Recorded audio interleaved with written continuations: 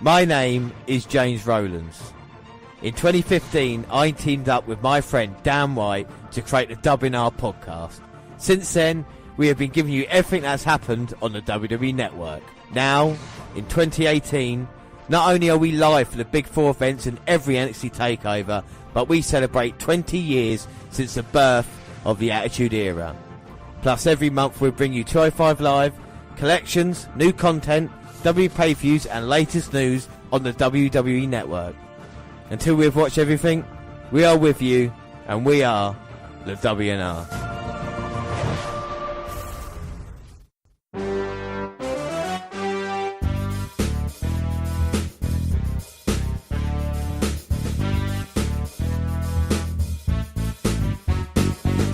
Yes, hello, I am James Rowlands, and as always I'm joined by Dan White. And today it's the WNR145. It's the WWE Elimination Chamber.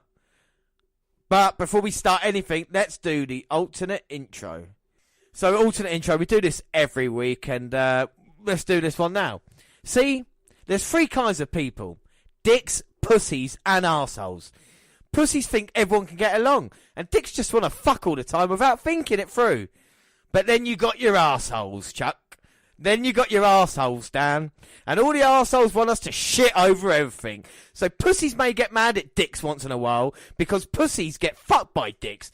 But arseholes, Dan. And if they didn't fuck the arseholes, you know what they get, Dan? You know what they get? You get your dick and your pussy all covered in shit. Now that is from Team America World Police 2004. We'd like to welcome all the children who are listening to our Elimination Chamber thinking, oh, that looks good, yeah. No, but we are WNR145. It is the Elimination Chamber. And Dan, I know Elimination Chamber's got a special place in your heart. It's one of your favourite match types, isn't it? I do, yes. You know, I'm a fan of the first ever Survivor Series matchup. And the concept, you know, it's something different that they've thrown in. And, yeah, you know, I've grown to like it. Yeah. And like we say, we are on the road to WrestleMania, so we're getting close. But what better way to kick off than kick off? And they do this. I say they do this sometimes well, sometimes not. We've got the kick-off panel: Renee Young, Peter Rosenberg, and of course Booker T, guests here tonight. Let me just run through the notes that I made during kick-off before we get to our first match. Paige joined the kick-off panel and talked about it's all about absolution tonight. Mandy Rose or Sonya Deville to win. It's a bit of a shame Paige is not competing at the first ever Elimination Chamber match, isn't it? You know? Most definitely, yeah. I'd like to have seen her in it. We also see Mickie James backstage. She said, once those pods open and that championship's on the line, this little friendship of yours is going to be over.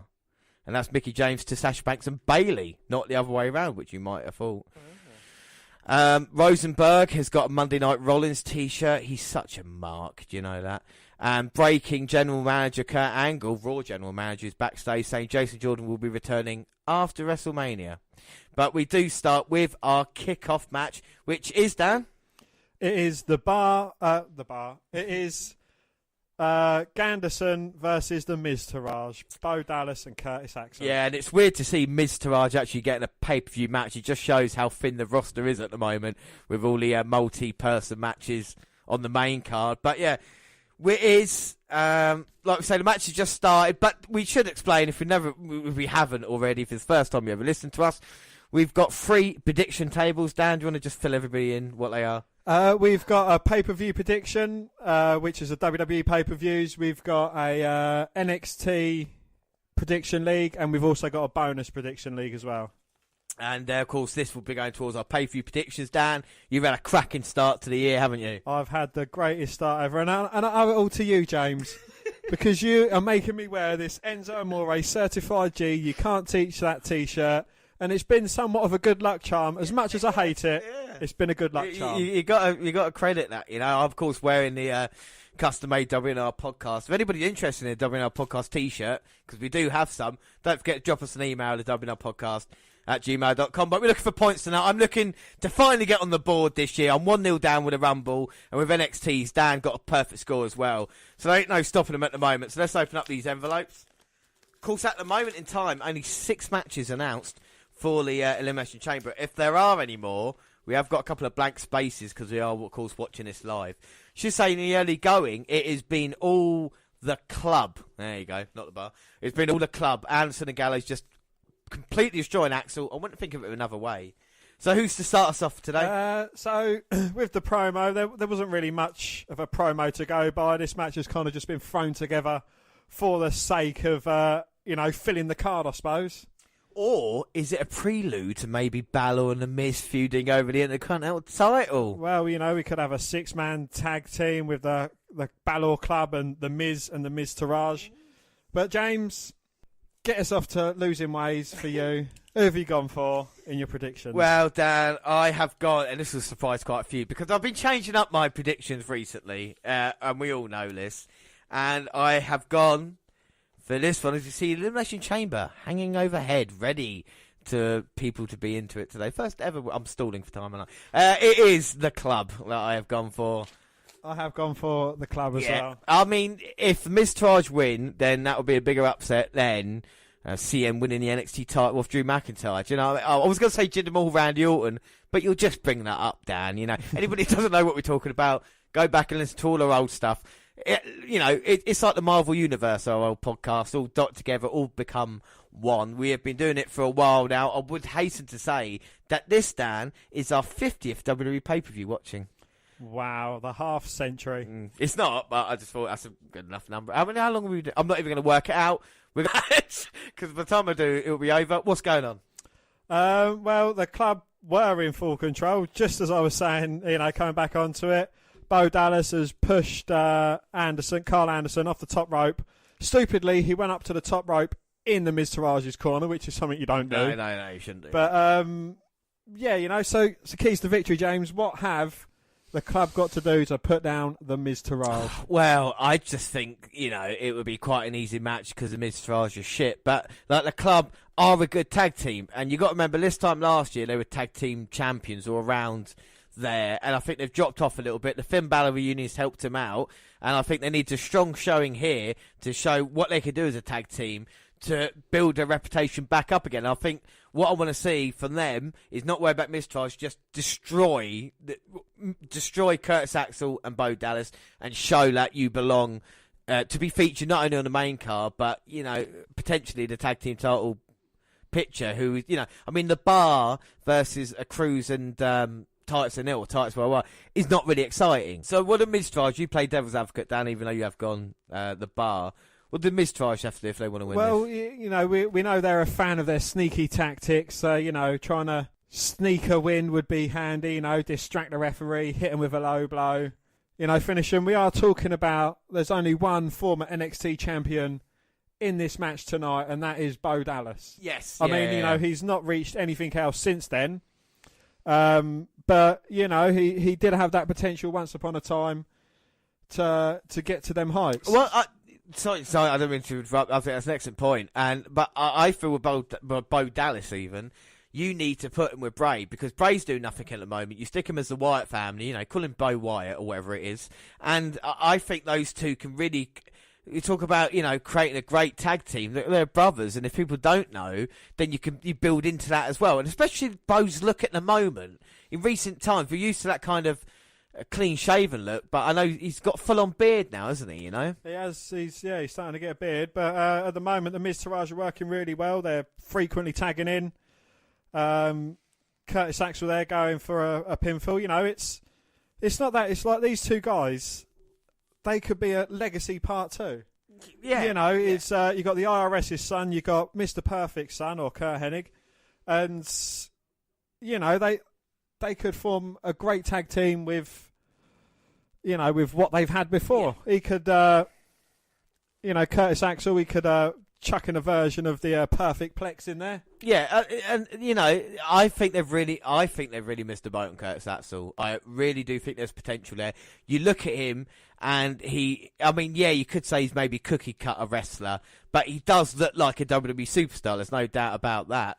And I feel with that kind of legacy as you're talking about with Mr. Perfect, there's a perfect chance to do that. And they tried it a little bit with like Better Than Perfect, but you embrace it rather than try and say you're bettering it. The people in the crowd know who Mr. Perfect are. They might know Curtis Axel. Plus, Curtis Axel, Michael McGillicuddy is names. They ain't the fucking biggest. You know what I mean? They ain't great names to be given. Even Bo Dallas is not fucking fantastic, but nah. You know, again, the whole Bo Leave gimmick, that was, you know, it was interesting. Yeah. It was, yeah, exactly. It was entertaining, wasn't it? You know, when he was around NXT, even altercation with Batista he had on NXT, and Bo Dallas looked believable in that. He didn't look like a joke. Believable. He looked believable. He really did. And I think Curtis Axel, Bo Dallas have potential, but the way they're being treated at the moment, they are hangers on. But what the Miz can do, the beauty of the Miz, is you get over by association. You know, we've seen it countless of times. People like Damien Sandow, Alex Riley. You get with the Miz and you get popular. They're really big now, aren't they? No, Ryan and I said Sandow and Morrison. Thanks to association with the Miz, you look like you're a big star. And then, but the problem is with Riley, he had problems with Cena. You know this. And with Sandow, he won Money in the Bank, didn't cash in. I don't know what happened there, but there was definitely potential for those two to still be around today. You know. And Carl Anderson looking for the tag, like it's a mischarge, been in control the past 5 minutes. Oh, as you say that though, Carl Anderson with a big boot to the face of Axel. He manages to tag in Bo Dallas though, but Luke Gallows is in and he's running through Bo. He's on fire, baby. Bo Dallas backed up in the corner. Oh, big... Oh, and a big roundhouse kick to the head, nearly knocked Bo's face off his head. Yeah, that, my friend's going to leave a mark. And now Gallows building up a head of steam. Oh, running splash. I mean, look, you know, this man, he was Festus. He was Festus, but he also had straight edge society as well, where they could have done a lot more with that. Looking to go for the magic killer, but Axel stopping it. Yeah, he saw it coming, and he managed to pull Bo Dallas off from the clutches of from Luke Gallows. Yeah, but from behind the referee's back, Bo's just thrown Anderson into Curtis's knee. That might be it. Oh! And if you see what Axel done, he actually pulled Gallows off the apron so he couldn't come in to break up the pinfall as well. And there we go. There's great tag team wrestling for these two men. Pressing us here tonight, get a victory of the kickoff, and then if their leader, Miz, can win Elimination Chamber in our main event, go to WrestleMania fight Brock Lesnar. Oh, but Anderson manages to fight off Bo Dallas, throws him into the ropes, who then causes Curtis Axel to crunch himself on the top. He's still up there in no man's land. Oh. He just jumped off to try and hit Gallows, but Gallows hit him in the stomach with a boot. He super kicked Anderson. He super kicked Bo Dallas off the apron as well. Bang, magic killer. Goes for the cover. 1, 2, 3. Yeah. There's a point each. Yes, the club start off with a win, and so do Carl Anderson and Luke Gallows. Yeah, boy. Right, yes. Well, that's one each. So 1 point all as we go forward to the main show. But Dan, what do you think? Dan, what did you think of the match? I actually quite like that match. It was, it was a good bit of back and forth. You see the Miz Taraz trying to get their little cheating ways in, but the brilliantly formed club, they managed to fight their way back into the match. So yeah, I'm quite pleased with the way it started so far. Yeah, so not a bad kickoff, and we're told that the Women's Elimination Chamber match is going to start the show proper. So let's move on to the main show.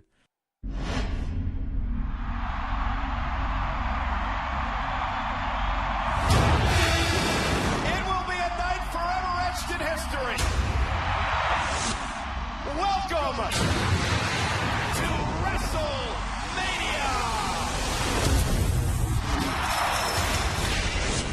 But first, the Chamber. These men and these women will enter. It is by far the harshest of detours on the road to WrestleMania.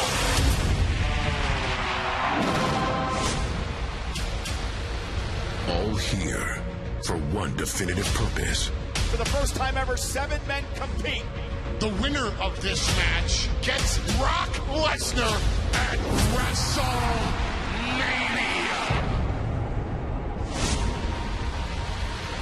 For one game-changing night, Alexa Bliss will be defending her championship in the first ever all-women's Elimination Chamber match.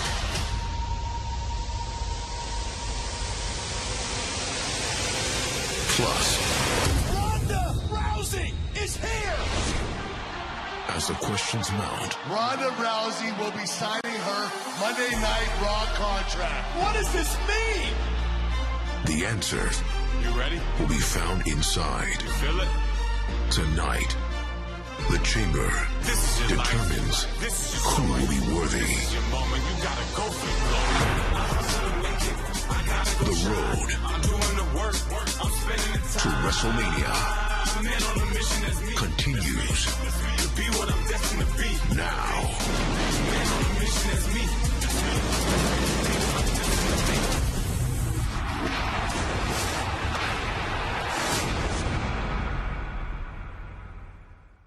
What do you think of the show opening promo? Well, you know, they're focusing on the two first evers. It's the first ever women's elimination chamber. And for the men's, it's the first time there's going to be 7 in a chamber. And, you know, they're making a big deal out of it, saying, you know, this is the road to WrestleMania. If you want to get to WrestleMania, you've got to win in the chambers tonight. And also, they've highlighted the Ronda Rousey signing. And what does this mean? What does the Ronda Rousey signing mean? Well, it's potentially the biggest signing WWE have had, or the biggest happening they've had since Mike Tyson 20 years ago. So we will see what happens here tonight. So much in store. So we are in Las Vegas, Nevada for Elimination Chamber. We get Michael Cole, Corey Graves, and Jonathan Coachman on commentary. And what a way to start. And the thing I like about it is that they've changed the chamber a little bit, and now we've actually got lights on there, which means it's a lot more colourful, I think would be the correct thing. And another thing you noticed as the chamber was coming down? We had the ominous cage music. I've missed that for a long while, and it's yeah, I do like the ominous cage music. Well, let's see how the women made history.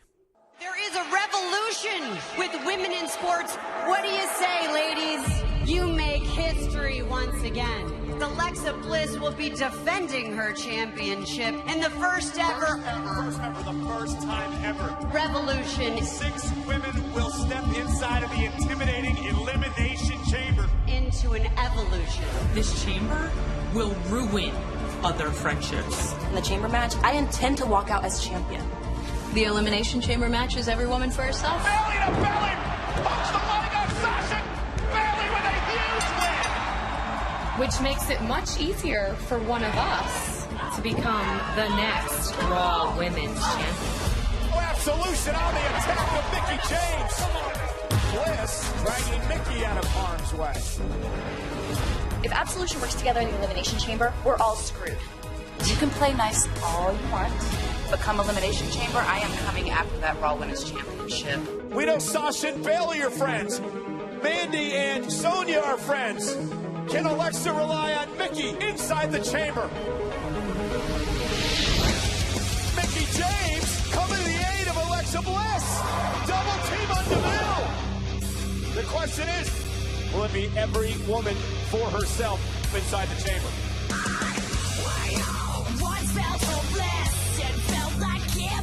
I need to remind people that I am still the boss around here. I'm going to come up on top, and I am going to reclaim my Raw Women's Championship. Bayley doesn't look like she's out here for a hug. She's not going to back down. I will give her all the credit in the world. She is tough. There's no quit in Bayley.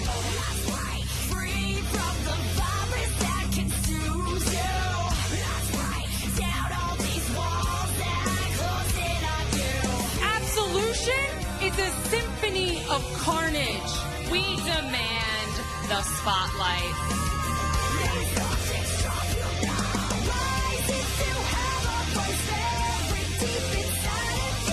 The only 6-time women's champion.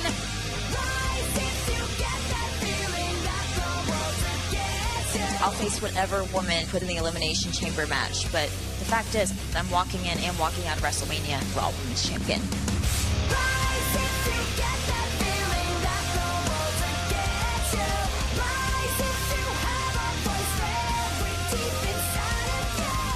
One of these 6 women will win the title and then defend that championship at WrestleMania.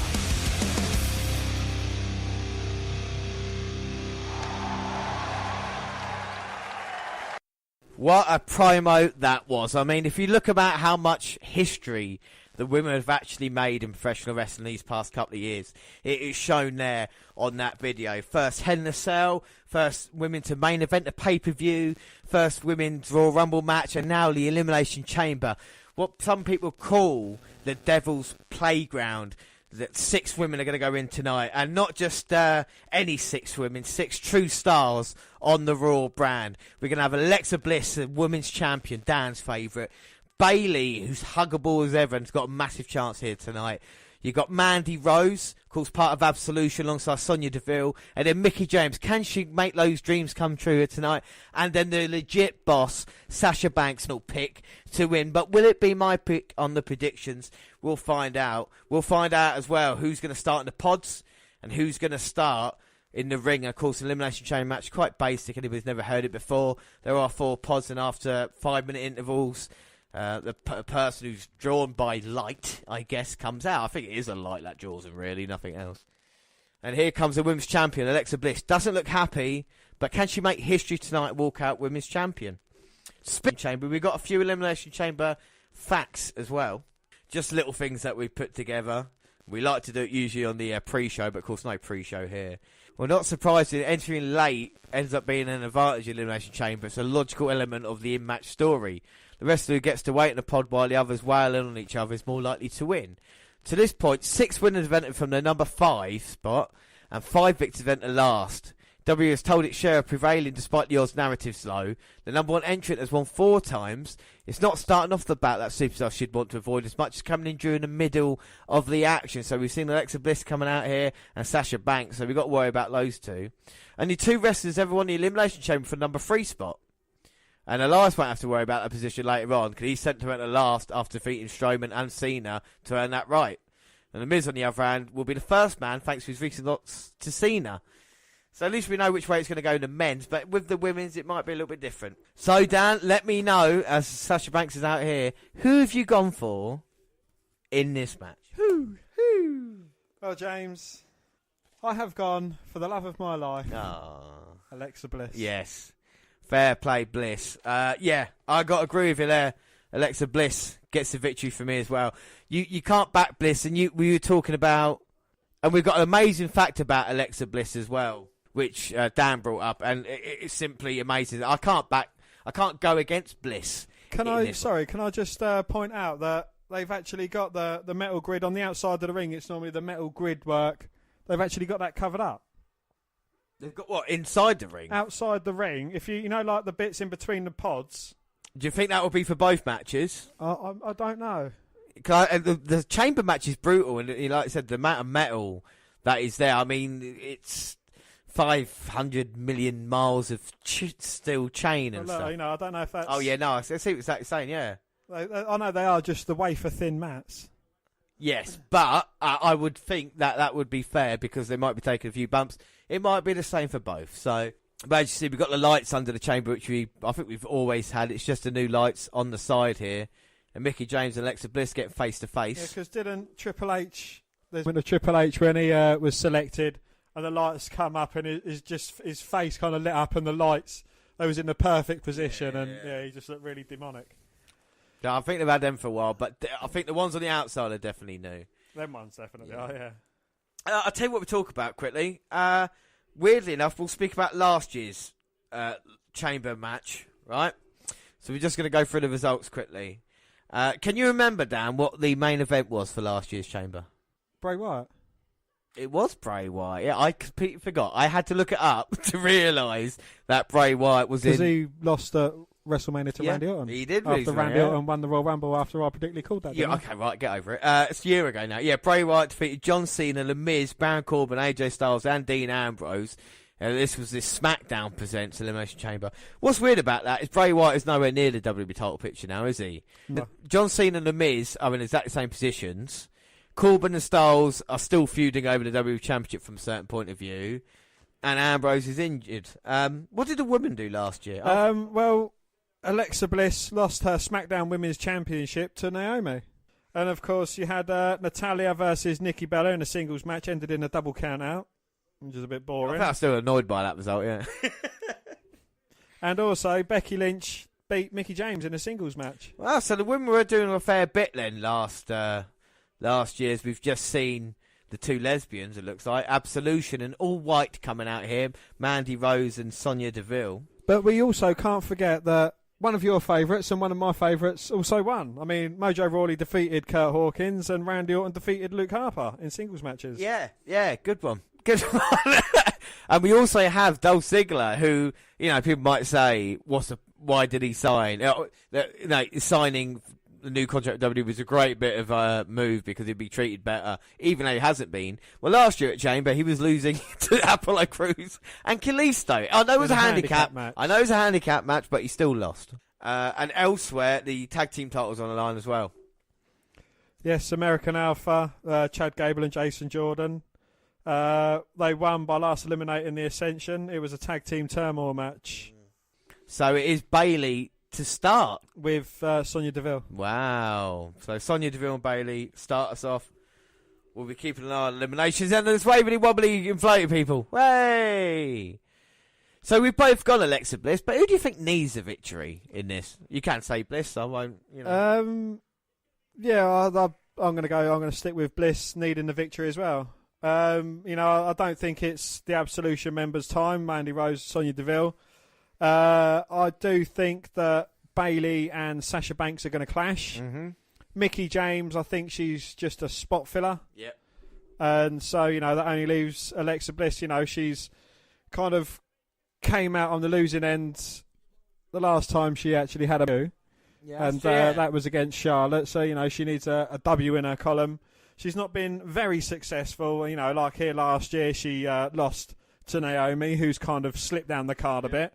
Yeah, I do think Bayley would benefit from a victory here because she's not looked that tough. I mean, and aside from beating Sasha Banks last week, one might argue that Banks, Bayley and Bliss.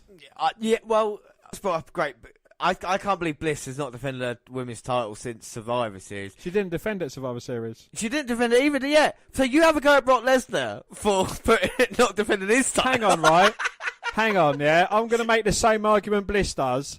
Bliss doesn't make the matches. No. It's down to the general manager. But if she's a fighting champ, she'll have an open challenge. Well, if Brock Lesnar was a fighting champ, he'd have an open challenge instead of bitching about it all the time. Well, anyway, the chamber door slides. And we are going to start this historic first ever, I wonder how many times I can say that, first ever women's Elimination Chamber matches, Deville and Bayley. I think Bayley winning here would, I think Bayley needs a victory. And I think a huge victory at the Chamber would be great for her, or Banks and her being the last two, and then Banks fucking her over, that would be wonderful.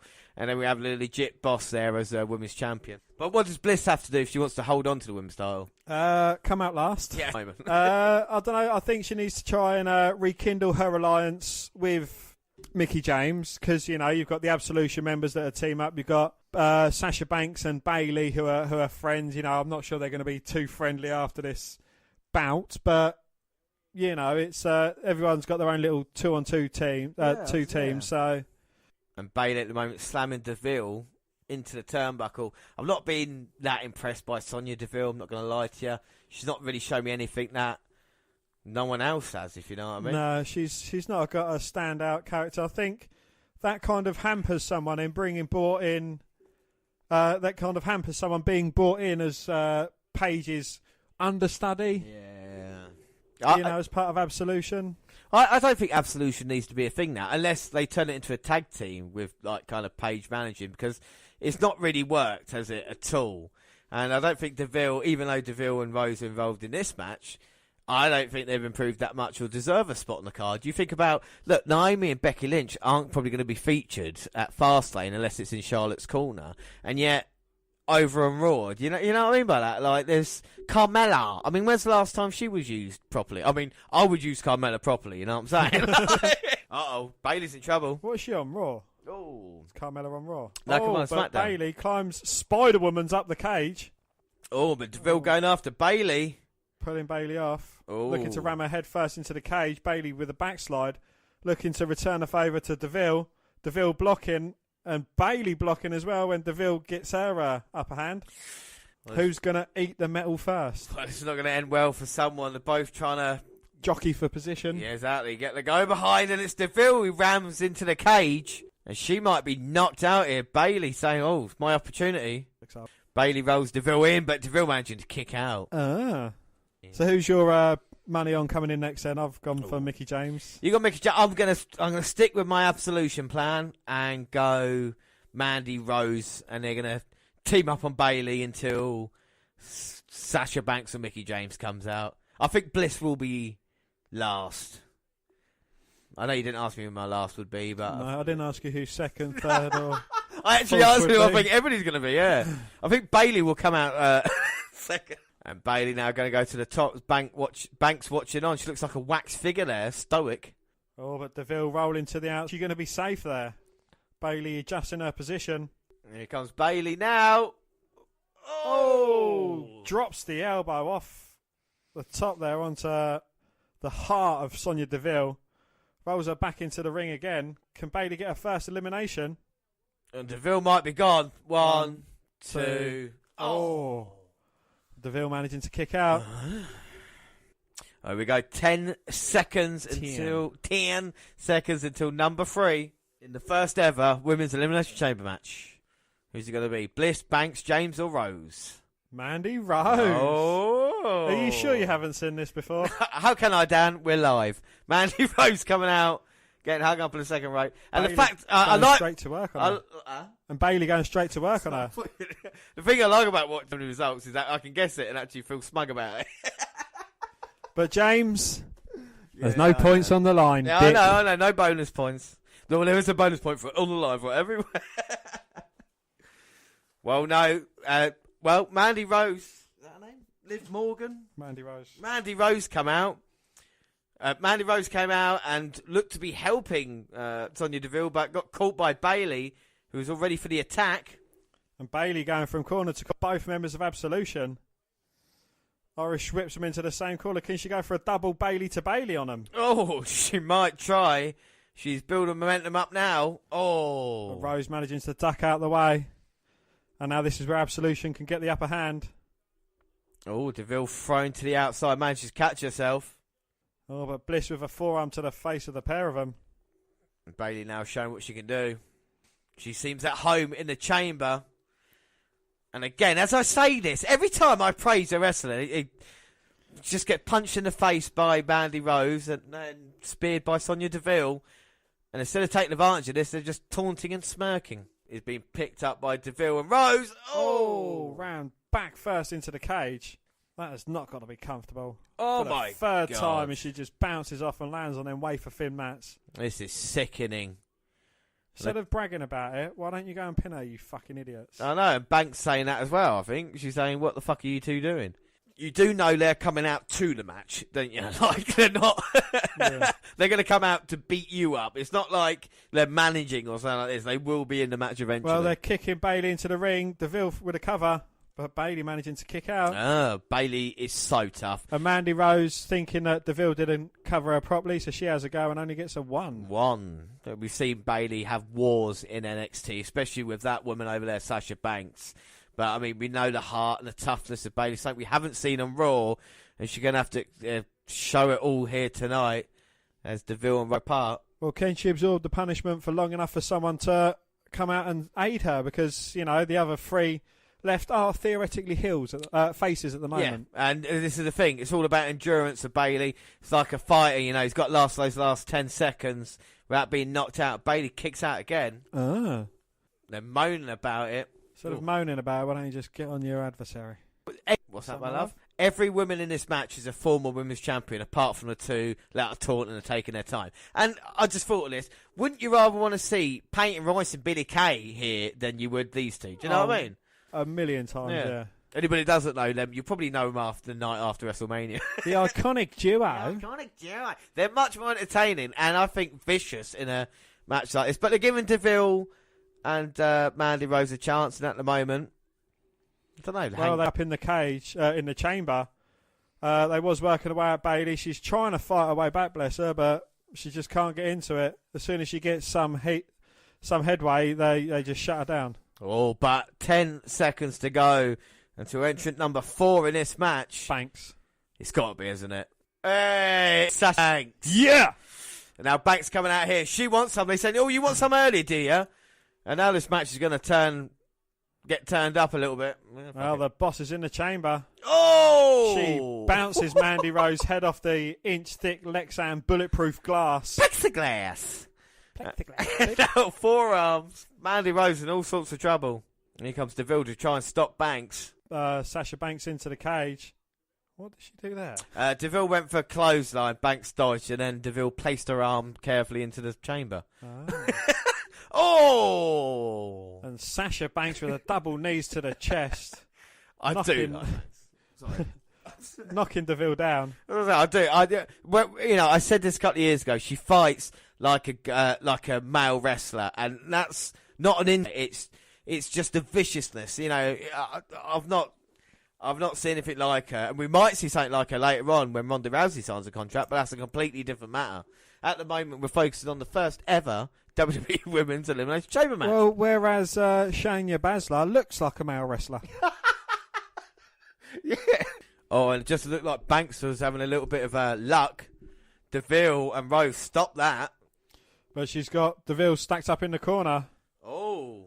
Gets Mandy Rose in her head scissors, bounces her head off the ring rope tightening strap, jumps over the rope, drops double knees to the stomach of Sonya Deville, goes for a cover, but Deville managing to kick out. Oh, Deville rolling up Banks. Oh. Banks managing to kick out. Oh. Of course, you can eliminate an opponent from here. You don't have to wait until all the people are out or anything like this, so they can put away. And does Bliss look a bit worried? I don't mind you wearing your Enzo Amore t-shirt. It's just you're not wearing any trousers when Alexa Bliss wrestles that I've really got a problem with. But hey, we're going to work through the kinks, you see. Well, my kink is Alexa Bliss. And Sonya Deville is now getting double teamed by Banks and Bayley. What happened here? We are watching wrestling. We are not watching porno. Oh, fucking hell. Wow, and both women go for a double hip lock takeover and send Deville into the cage upside down back first, which that's certainly not going to be comfortable. That's the person, that happened to the person that created the song Oops Upside Your Head. You know that? That happened to him, and then he was like, well, I got right about it. But Mandy Rose coming in there, taking out Bayley, taking out Banks as well. Oh my God, that was impressive by Mandy Rose, tossing Banks into the ring. And now picking up Banks, that was nice. Go behind. Face first into the mat. Squats her right down there, and now she might be going for the cover. No, she just picks her up. I think pedigree. Oh, might be double underhook. Banks blocking it and dodges a knee. Banks statement. Oh. Well, Liv Morgan's. Oh, Liv Morgan, fuck me. Mandy Rose got nowhere to go. Bayley stops DeVille. Mandy Rose taps out. Wow. And that is our first elimination from the Elimination Chamber. So Rose is the first woman out. She was the third woman out, first eliminated. Will she do some damage before she leaves? Bliss is certainly... Bliss is smirking, James. She is a dirty slag. No, Dan, you can't smoke inside a chamber. It's a fire hazard. It'll turn into an Inferno match then. As she waves Mandy Rose goodbye, who is going to be out next? And here comes Mickie James.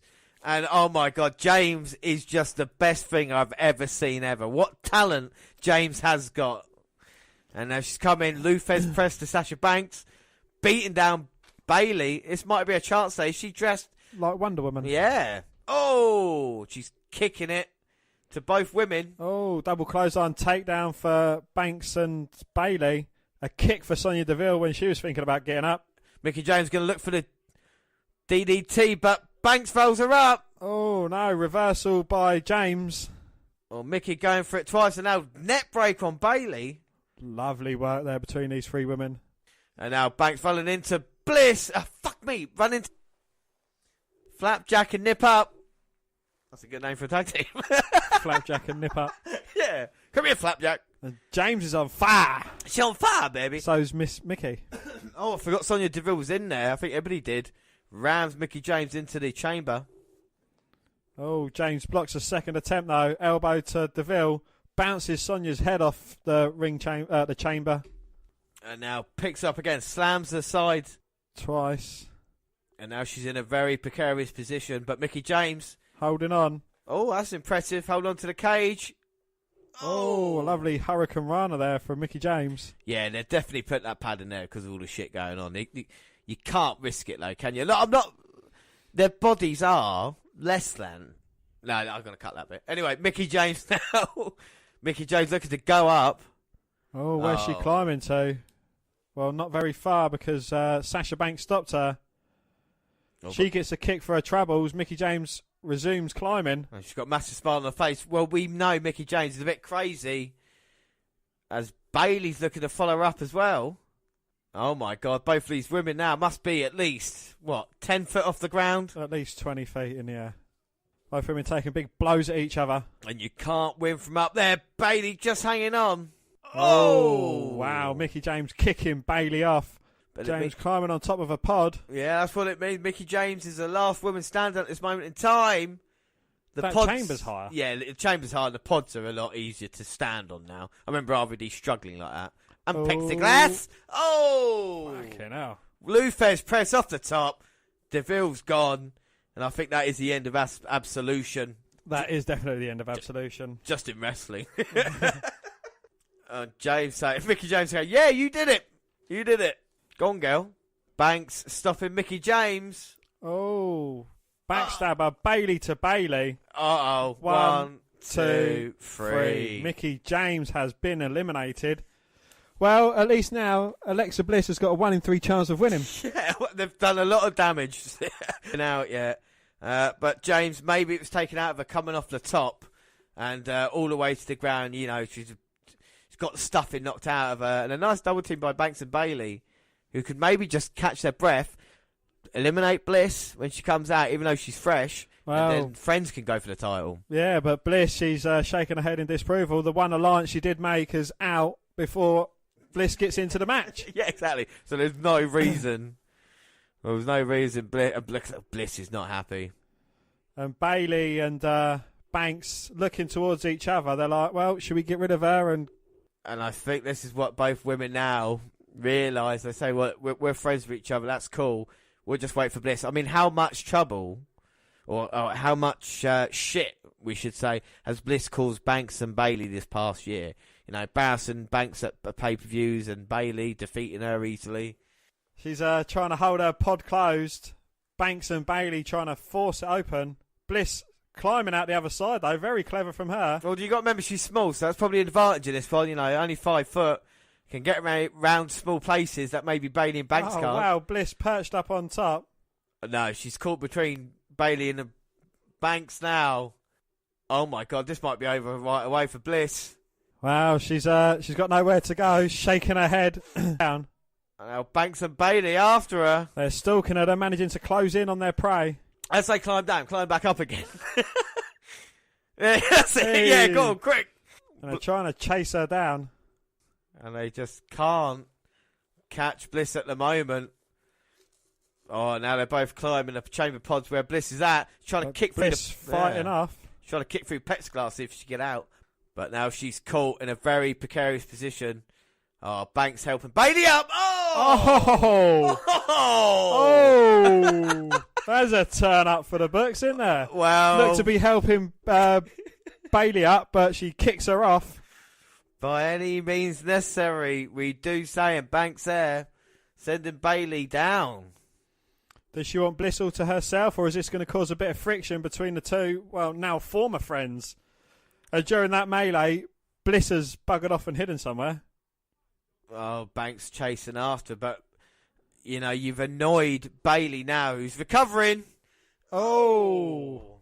She's not hugging happy with that. She's like, what's up with that? What's up with that? Oh, fair play, Bliss. The forearm there, catching Bayley off. Gonna go for the cover. 1, 2. Oh. But Bayley managing to kick out. Come on, my love. Well, Bliss just working the back of Bayley. Of course, Bayley's been in there since number 1. So, I say that. Yes, she's been in there since the start. She started the match. Yeah, Bayley started the match. So, you've got to think about the amount of punishment she has taken. Bliss coming out here, she's still fresh. And now Bliss just standing on Bayley. Suplex there from Bayley to Bliss. Trying to get a bit of separation. And now Bayley finally getting her second or third win and ramming Bliss into that corner. And now Oh no! But Banks taking out Bayley. These two are going at it. Look at the viciousness of Banks. I fucking do love that. Gets pushed off by Bayley, but that won't stop her. Oh, but Bayley hanging Banks up in the tree of woe. And now she's going vicious on her. Bayley stomping a mud hole, walking it dry. What?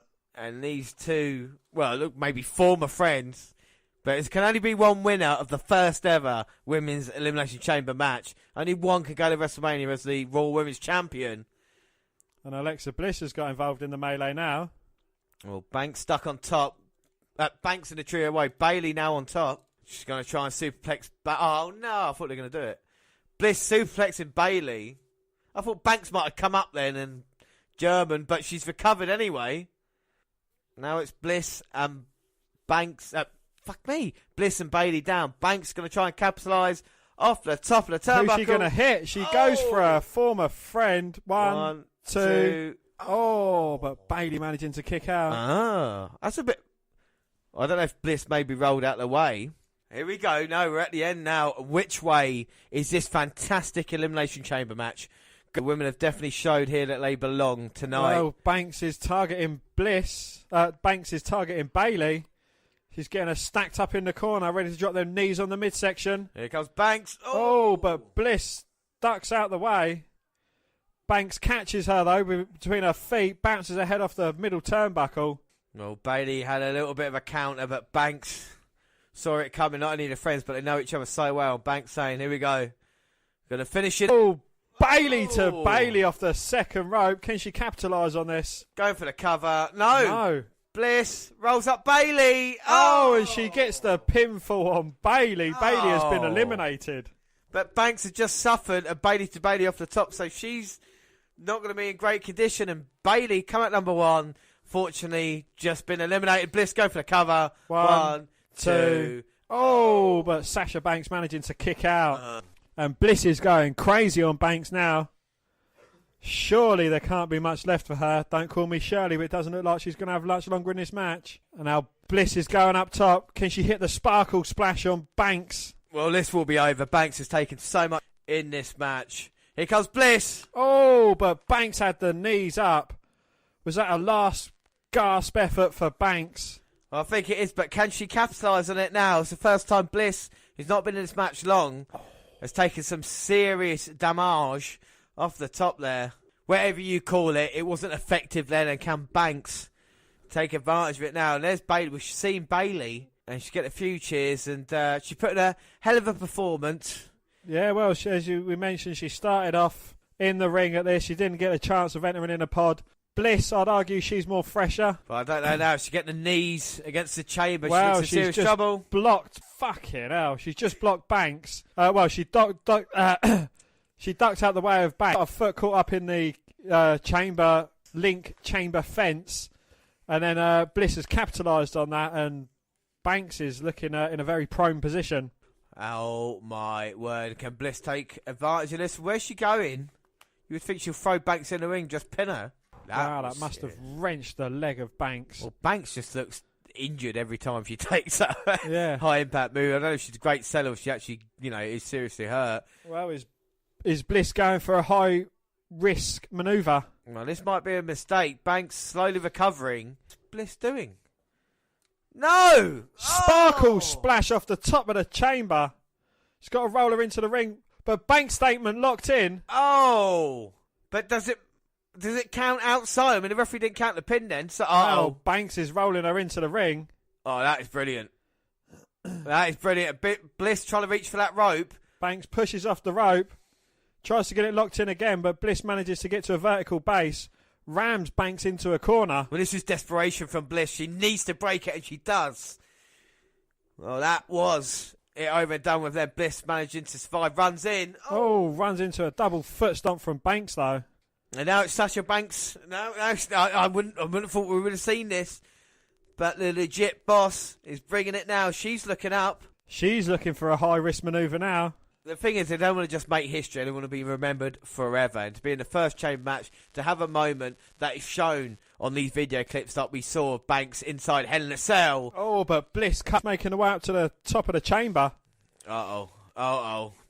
Banks now precariously on top. Oh, plants her with a DDT. Goes for the cover. One, two.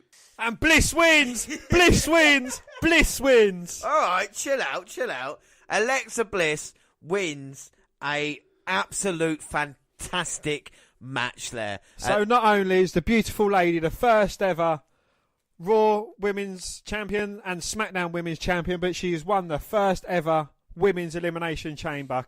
Is there anything this woman can't do, James? Well, at this moment in time, no, there isn't anything she can't do, and she'll look towards Asuka or whoever will be challenging her at WrestleMania. She'll be confident in that. But I want to talk about how great this match was. So James, what did you think of the match? Oh. well, thanks. No, look, every chamber match, you kind of get the same old thing. And I don't know if it is for women's, and it worked for me at the Rumble. It just seems fresher now, The chamber match seemed fresher. It was exciting. They paced it off brilliantly, to have Deville and Rose dominating at first and then going and getting eliminated and leaving it down to Banks. The Banks, Bayley and Bliss story that was told then was brilliant, And I think this is going to be difficult for the men to top because the women have really brought it here. I'm not surprised Bliss has won because obviously we've both gone for her predictions. And as she did it, coming in last and nearly losing it, being so close. And if Banks and Bayley hadn't have had problems with each other and had eliminated Bliss, maybe we wouldn't have had that trouble. Let's just hear from Bliss quickly. Well, Renee, I love Dan White. Fans, will you marry me, Dan White? The fans appreciate it.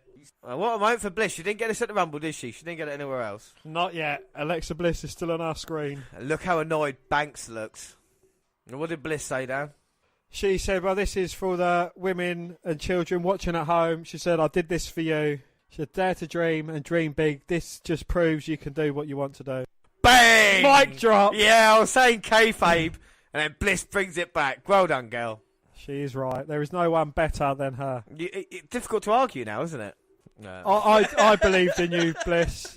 Well, fair play, Alexa Bliss. It looked like she was genuinely upset and, humble about this, and then bang, turned it back. She points at the WrestleMania side because she will be going to WrestleMania as Women's Champion. Dan, what were your thoughts on Bliss and this whole thing? And Banks, is still there, devastated on the steps, still telling the story. What were your thoughts on it all? I thought this whole match worked exactly perfectly, the way they played it out. We said about Absolution, them being just bit part players in it. And it showed it by them getting eliminated first and second. Mickie James going third out. That was, again, no big surprise. It was a great match between the three women. Bayley, Banks, they told a good story where they looked like they was both going for Bliss. Yeah. Banks turned it like that. It's got a bit of friction between them two. Just everything from start to end. It told a great story and it worked out perfectly. Yeah, honestly, you can't...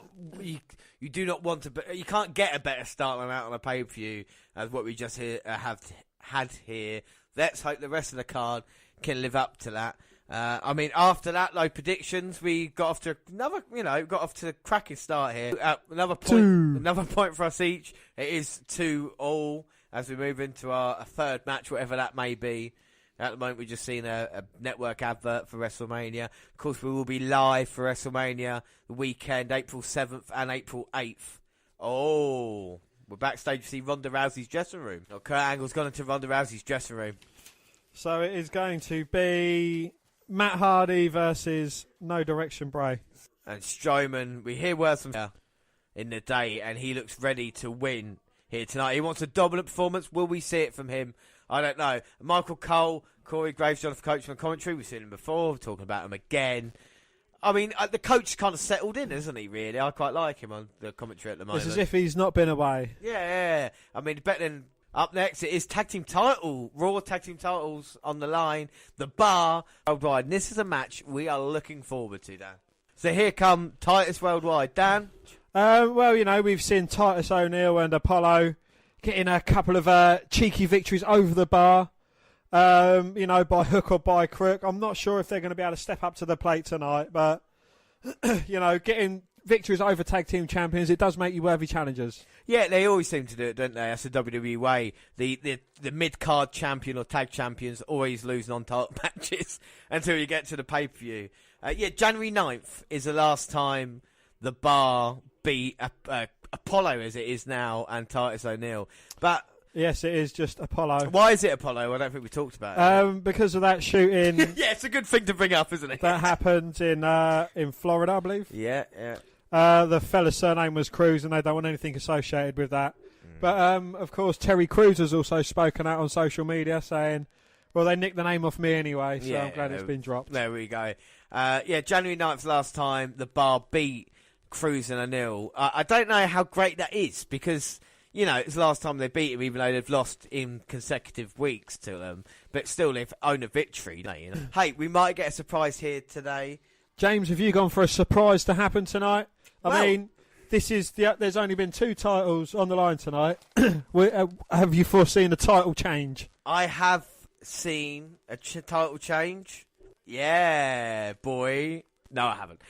So I have gone in this one. It's quite simple. Bar versus Titus Worldwide. I've gone for the Bar. You can see there. And I too have gone for the Bra. Yeah. I mean, again, I don't want to say this pay-per-view is too predictable because I'm doing well on it, but it is very predictable. It is quite predictable, isn't it? Yeah. Why have you gone for the Bar for in this one? Nothing away from Titus Worldwide, but I think the Bar are just 2 better guys. They're better workers, better team. They've got more potential in them. I am a big fan of Apollo Crews. Not so much Titus O'Neil, though. Yeah, I've never rated O'Neil, even when he was with Darren Young as prime-time players. Never really thought much of them. I think the thing is, though, which is bad, is the Raw Tag Team division. And now we've got the Bar versus Titus Worldwide. We wouldn't really class them as world-class tag teams, I think the Bar deserve a bit of... I know they're fucked over a little bit because it was meant to be Ambrose and Rollins... and then it was Rollins and Jordan. Now they've gone a different direction. So I know that's unfair for them, but I still think you would have people lined up, and especially good tag teams. I think Raw's a bit lacking of that at the moment, and I think the Bar deserve better. I've been really impressed with Sheamus. I'm a huge fan of Cesaro, but Sheamus has been impressed with him, and this team has become not 2 single guys. It actually has become a team, unlike me, Titus O'Neil and Cruz, Apollo.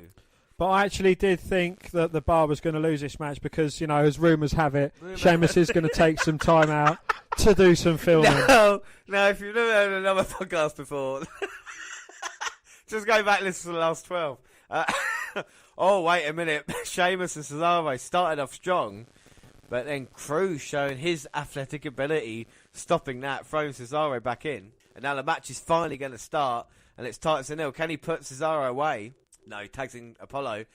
And I'm a big fan of Apollo. Going for the cover, Sheamus stopping it. Wouldn't you rather see Apollo in the 205 in the Cruiserweight title tournament than this? Yeah, definitely. Yeah, I know he's quite big, but he's still a cruiserweight. But will he be overshadowed by someone like Tony Nese? I mean, they're both built quite big. I would love to see that match. See who's bigger. You know what I'm like. I think they're both absolute, and that's not Paige's group. And Sheamus and Cesaro beating down Cruz is going to take their time. And I think people are going out for a few drinks, refreshments. That's fine. And what about the statistician Dana Brooke? I'm glad she's got a manager role now because she was fucking useless. Like, she might wrestle from, now and again. I really liked her. She became part of something in NXT because of the Arnold Schwarzenegger bodybuilding foundation. Triple H was Vince McMahon were huge. But I do like her for one reason, because she did favourite a tweet that I sent out once about her, and I was being sarcastic. She didn't get it. So I've got to appreciate it. I'll find a tweet, but I remember that. I was like, that's not her. Yeah, it fucking is, yeah. I was like, great, James, you're nobody till you've been retweeted by Hacksaw Jim Duggan. Or followed by Vince Russo. I don't really know. Apollo is in a little bit of trouble right now.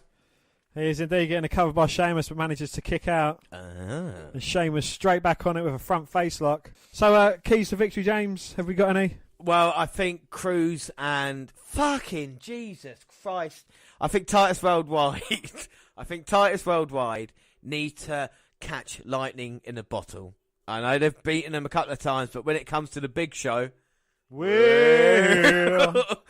need to get the victory. They need to show what they have done, and on the biggest stage of them all, it will be the biggest moment for Apollo in the WWE. And for Titus, you could argue with his fantastic management skills to go back and be a part of the be a tag team champion again. So, and I know it's not really keys to victory, but it's what they have to do in this match. They might want to wear down Sheamus a little bit. I don't want to ruin it for the casual fan, but if you listen to us, you're not really a casual fan, though, are you? You know, you got to like wrestling, so we do cover all aspects of the wrestle sphere. Yeah, exactly. Yeah, we like to go behind. Maybe we still class it as kind of. I don't know. I like what we do. We still class it as, we can take it all. We can be serious about it. Like Judy Bagwell on a pole match. Or you can be serious, like, when wrestlers die, we put on our serious voice. That's bad. Yeah, we talk. Well, go back and listen to the WWE versus WCW Monday Night show, and we've got all our serious voices, and we've got David Boy Smith versus Mongo as well. That everybody don't forget to watch that on the WWE Network. Anybody, and you hear James's true and honest opinions on Mongo McMichael. Just in case you didn't know. Moment back to Elimination Chamber. We're off piste a little bit, and Cesaro is mocking Titus there with the worldwide, but Apollo's fighting out of his corner now, hitting Sheamus, unleashing on Cesaro, but Cesaro getting his body in between Apollo and Titus there, blocking him from the tag, trying to get across to his partner, the Great White Sheamus. Well, it's really clever tag team wrestling there by Sheamus and Cesaro. I should say, over on the kickoff, after the clubs match, Revival said that's awful and tag team wrestling is a disgrace. Anyway, back to this match, and Cesaro just been backdropped by Apollo. Manages to get the tag to Sheamus. Sheamus is in now, and O'Neill's left hanging. Sheamus is clubbing blows to Apollo. So you've got Shaquille O'Neal and Terry Crews. Yeah, basically, yeah. And Dana Brooks trying to get the crowd on their side. Good luck with that. And the crowd definitely aren't into it. Flash your tits, they might get into it. Flash your tits is, of course, Apollo's new finishing move off the top rope 450. Fantastic. And Dana Brooke there, she's writing down some stats, trying to get Crews back, trying to get Apollo back into this match. I know, it's difficult, isn't it? It's difficult. Once the name's in, it sticks with you. Exactly. It's not Biggie and you can't help calling him Langston, even though he's not been in it for like 4 years, because that's his name. Well, Antonio Cesaro's been thrown out to the outside. Can he get the tag to Sheamus? Oh. Sheamus gets in and stops Apollo again. Apollo reaching and Sheamus there. Who's got the better upper body strength? Is it Sheamus? Is it Apollo? Both men. And now it's Apollo winning this kind of tug of war. He's just a couple of inches away from a nil. Hope that pesky Cesaro and things. So close now. Sheamus with a knee to Apollo. Looking for the double axe handle smash. Apollo ducks it. Looking for a tag to his partner, but his partner's been taken out by Sheamus. That's the first move he made, and he knew it would be dangerous. Goes to tagging Cesaro. This is how he beat him on Monday Night Raw. Oh, but this time Sheamus managing to kick out. Oh. Comes charging in towards Apollo, who was in the corner. He manages to move out the way. And now Titus O'Neil is on the apron. Fucking hell. Here comes Apollo. Yay! Gets a tag to O'Neil. Sheamus gets a tag to Cesaro, but O'Neil runs right through Cesaro. Slams Sheamus in the corner. Throws Cesaro into the corner. Working away on the midsection with some palm strikes. Now big chops across the chest. Throws Cesaro again. Oh! Wow. Throws him halfway across the ring. O'Neil is fired up for this one. It's weird, he looks like fucking Terry Crews. Here comes Titus O'Neil running in. Oh! Titus splash. Hoorah. Kick Sheamus off onto the announce table. Goes for the cover. 1, 2. Oh! Cesaro managing to get his shoulder up at 2. Big Boot didn't get the job done, but now it's just 2 men in the ring. Cesaro with the elbow off the second. Comes diving off, gets caught by Titus. Up onto his shoulder. Oh, but Cesaro with a backslide goes down low to chop the big tree down. Oh! Well, Titus leaped there. Titus threw Cesaro up, jumped over O'Neil, tagged in. Just managed to get the blind tag in. Now, yeah. Great White's going up top. Cesaro's out the ring. O'Neil's in trouble. Gets caught. Sit out powerbomb. 1, 2. Oh, but Cesaro with a kick from behind breaks up the pinfall attempt. And now Cesaro pushing Sheamus out the ring, even though I think Sheamus is a legal man. Oh, no, they're trying to get their bearings. But Apollo gets a tag in from O'Neil.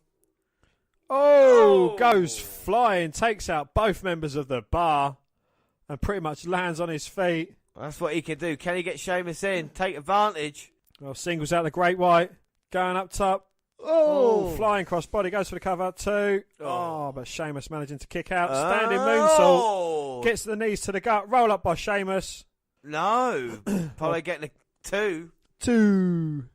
Now on the outside, Cesaro throwing a nil into the ring post. Well, this is what I've done to Jason Jordan to put him out of action when going against him and Seth Rollins. Well, Apollo just knocked Sheamus into Cesaro, who got the blind tag in. Oh, as Apollo was lifting up Sheamus, Cesaro goes low. They're looking to finish it with the assisted white noise. Cool. Cesaro with the pin. 1, 2, 3. Nice there by Cesaro and Sheamus. Nice by Sheamus and Cesaro. Dan, what do you think of the match? I actually thought it was quite a good tag team match. You know, it told the standard tag team story, which, you know, you can't expect anymore.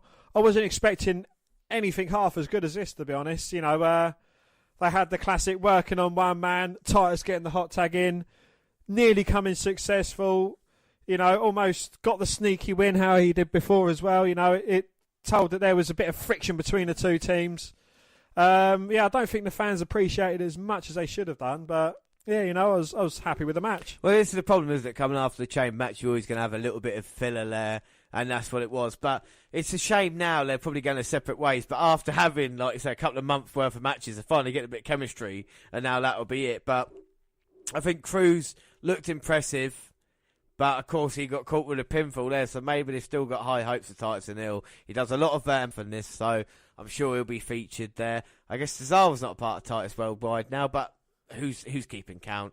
The Bar are going to WrestleMania, and I think deservedly so, tag team champions. Dan, after that means both get another point. Woo! 3-3 heading into our next match. So up next it is Nia Jax versus Asuka. But Dan, for 873 days, the Empress of Tomorrow, Asuka, has remained undefeated in WWE. Debuting on October 7th, 2015, and quickly rising to the top of the NXT Women's Division, where she remained for an astonishing 523 days. Asuka would have a lot of buzz surrounding her when she arrived on Monday Night Raw. And the Empress of Tomorrow has not disappointed with her dominance on the red brand. At the Royal Rumble last month, Asuka proved to be the top woman in all of WWE when she won the first ever Women's Royal Rumble match to earn a match for either the Raw Women's title or the SmackDown Women's title at WrestleMania. However, one major roadblock stands between the Empress of Tomorrow and her WrestleMania destiny, that is the irresistible force Nia Jax, who has claimed to be the only superstar who can end the 240-0 undefeated streak of Asuka. While Nia has failed to defeat Asuka, if the stakes have never been higher for the irresistible force than they are at Elimination Chamber. As if Nia is able to defeat Asuka, then Nia will be added to the title match that Asuka competes in at WrestleMania, making the match a triple threat match. Can Jax create her own WrestleMania destiny by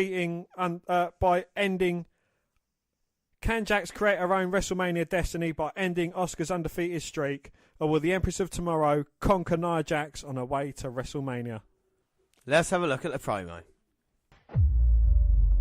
October 7th, 2015, an undefeated campaign was born. And now, 873 days later, that empire lives on. 246 wins, 0 losses. How do you defeat the undefeated? Asuka is like no one you've seen before. Asuka is the 7th superstar and first woman to be both a Survivor Series sole survivor and a Royal Rumble match winner, putting her in similar company as The Rock, Ric Flair, Randy Orton, and Roman Reigns. And in the women's Royal Rumble match, Asuka would continue building her legacy as she punched her ticket to WrestleMania, going through 29 women, 15 of whom were former WWE Women's Champions. Asuka is a history maker. There was never any doubt. Asuka is going to WrestleMania. 873 days and counting, with no end in sight. Nobody has had the answer for knocking off Asuka. 2.5 years undefeated. If you think anybody is ready, you must be insane. When it comes to the Empress of Tomorrow, the numbers speak for themselves. In a vast field of numbers, the only number that may matter tonight is the number 1. There's only one woman in WWE you can't beat. And the story of Nia Jax's career, utter and complete domination. Asuka, I'm the only woman that does not fear you. The irresistible force imposing her will. And there's only one woman in WWE who can break Asuka's streak.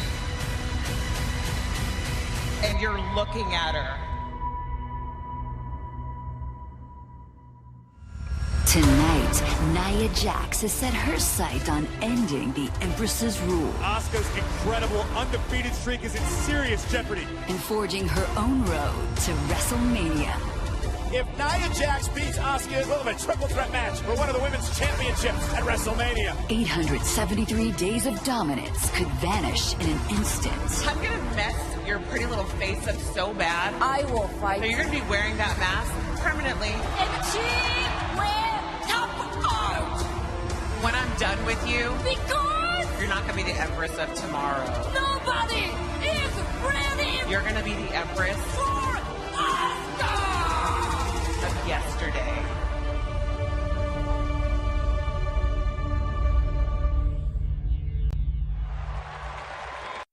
What did you think of the promo? Well, Dan, I'll tell you, this is unbelievable. This is what they can do. This is what we were talking about when Asuka first joined the WWE proper from NXT to come here, and you know it's all about her great record. Couple of numbers, like we said, 873 days that she's been undefeated. That is 2.5 years, boys and girls.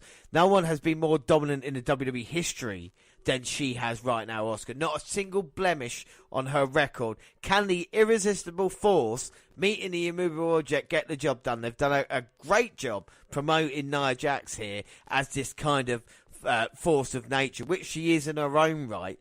But she is going against Asuka. But it builds excitement. They could do this every fucking month. Build a woman up to challenge Asuka. And you could just keep doing it. It's like having a WrestleMania every fucking month because you've got that excitement of you don't know which way it's going to go. Trying to go for the Undertaker's. Yeah, exactly. Which way is it going to go? Oh, Jax could beat Asuka. Yes, she can beat Asuka. Will it happen tonight? This is the excitement I find with watching an Asuka match. Oh, and then a former UFC fighter comes in and ends the streak. No. Where have I seen that before? Is this history repeating? And then the next big dog comes in and also gets a victory over her.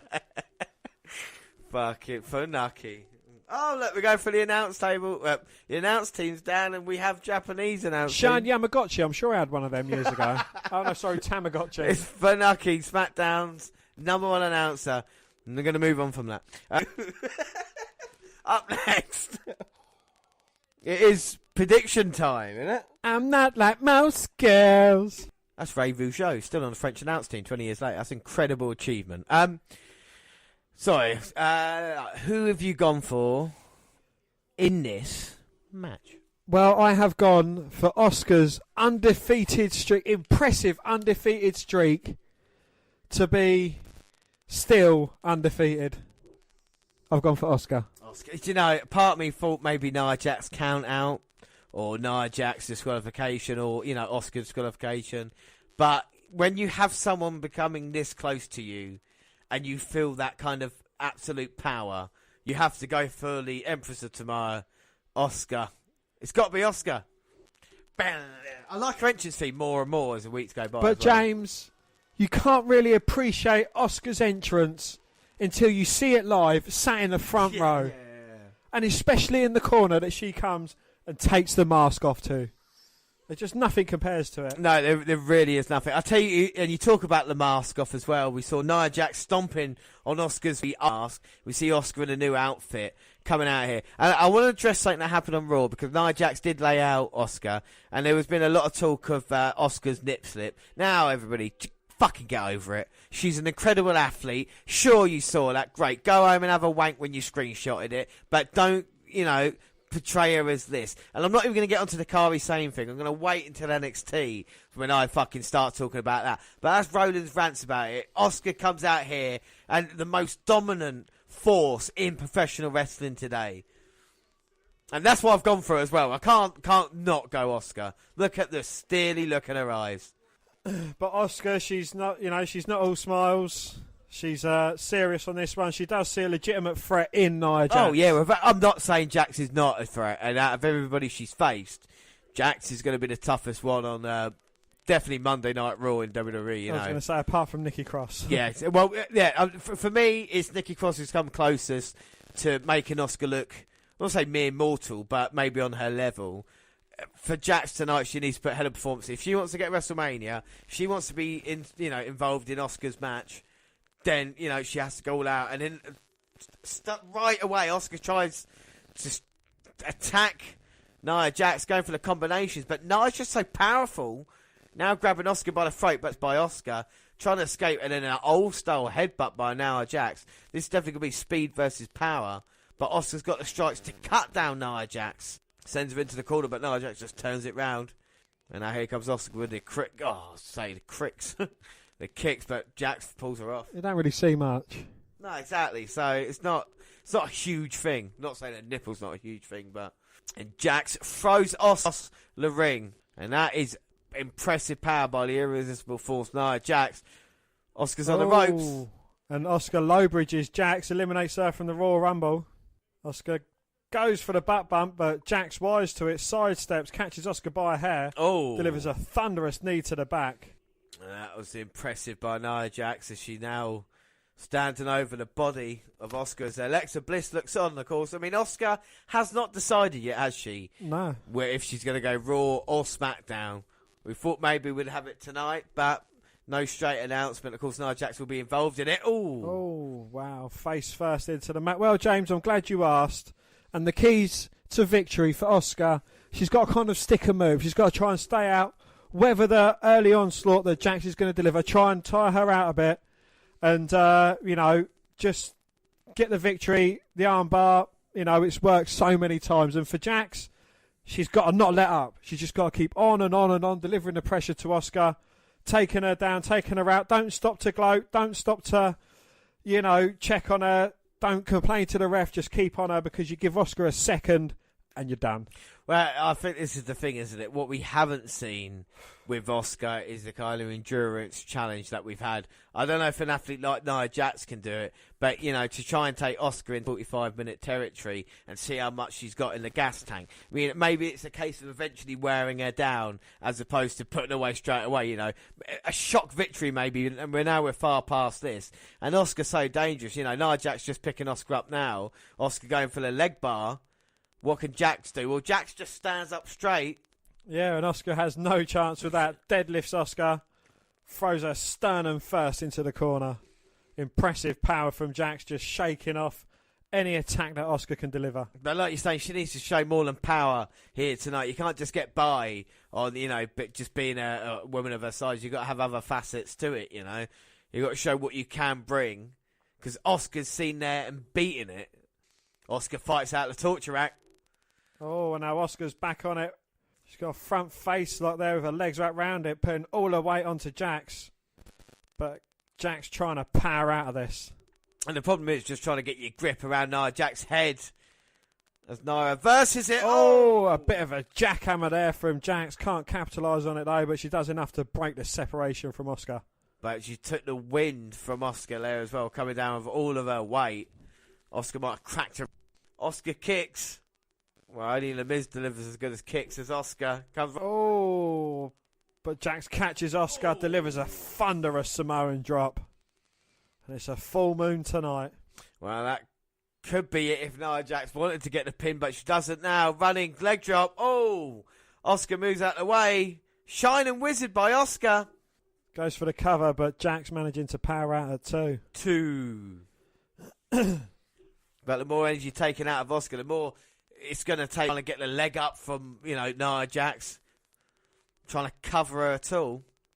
Who do you think could have the more stamina out of the two, though? Well, I thought Asuka would, but now at this moment, Asuka looks to be struggling. I think maybe she's damaged those ribs. Can Nia take advantage? At the moment, she's blocking Asuka's shots with her face. Oh, wow. A couple of spinning back elbows and a spinning back heel kick there. Oh! Drops Jax to the knee. Jax roaring. Asuka delivers another couple of kicks to the face. Drops her down. One, two. Oh. But Nia managing to kick out. Well, I don't know if you can get Nia Jax to submit. I think it's easy to try and make her pass out. You know, get her in the Asuka lock if Asuka even can, and try and stop her like that. It's going to be very difficult to pin Nia, but Asuka wants to get the job done. Jax beating Asuka. Asuka went up top. You don't really see Asuka going up high that often. Jax following her up. Uh-oh, fucking hell. She's got her up on her shoulder. She can deliver another Samoan drop, but Asuka's managing to fight out. Backslide.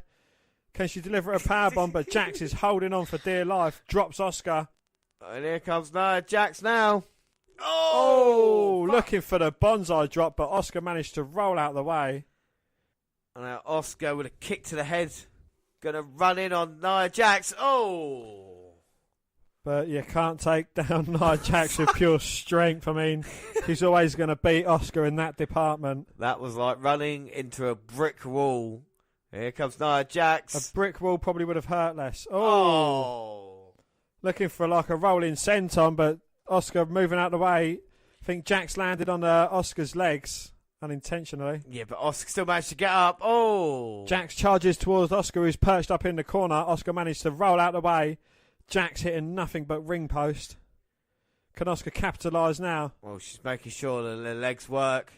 As she goes straight down, Nia Jax. Oh, picks that arm. Fucking hell. How quick was that? It's got it locked in. And Nia Jax pulling over low. Oh, rolling through, managing to power out of it.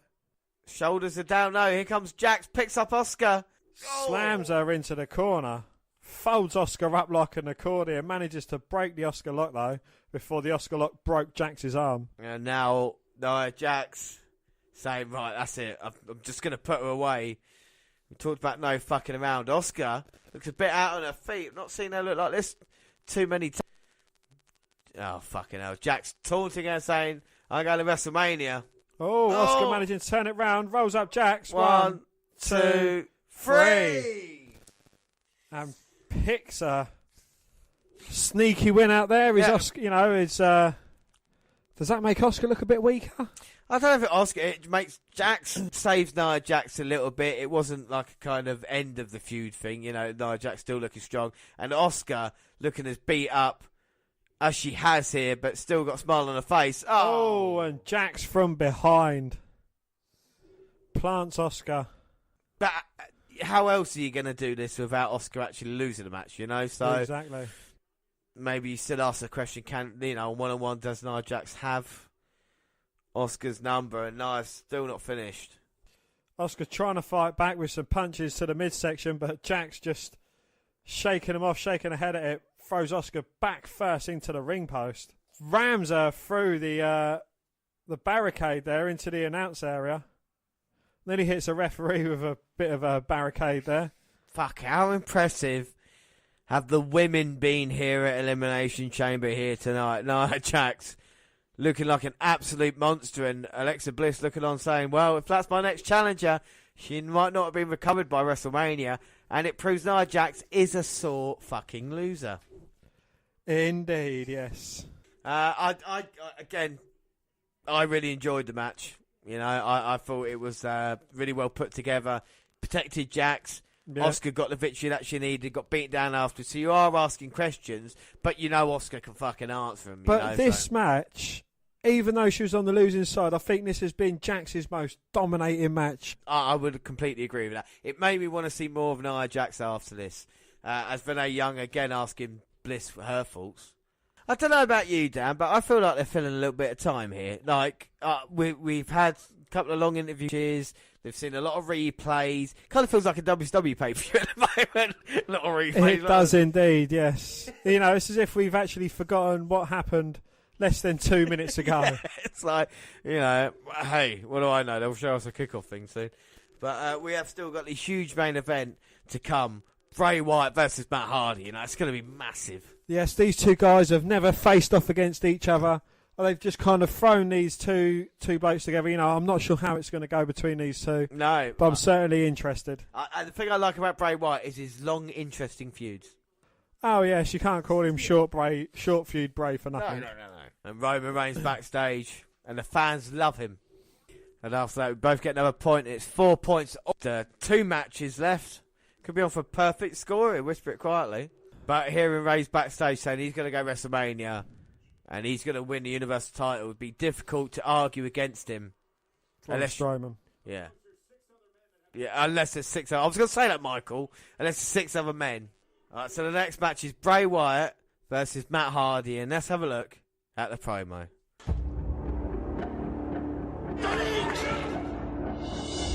Sister Abigail, good night, Matt Hardy.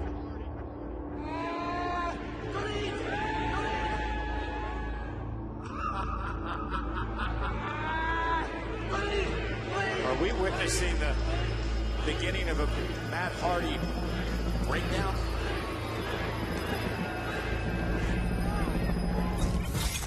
Yes.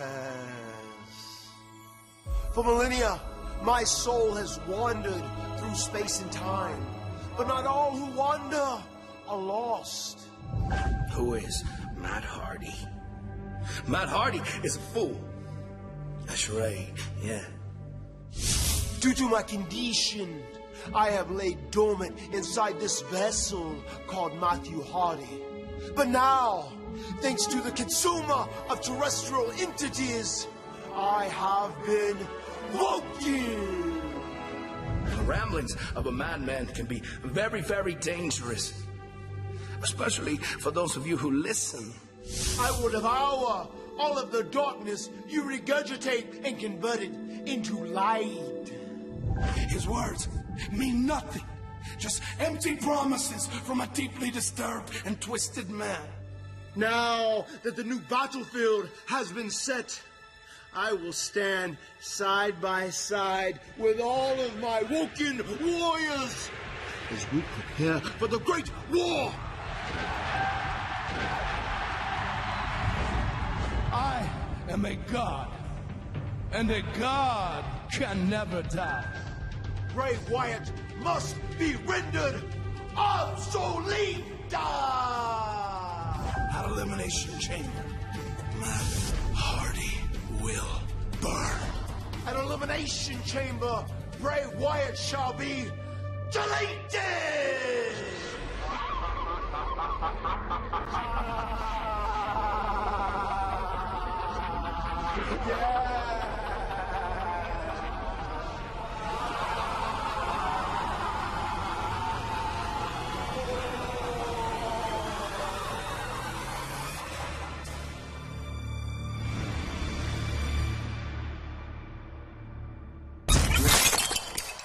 Fans used to love that chart. Now they're struggling to even do it.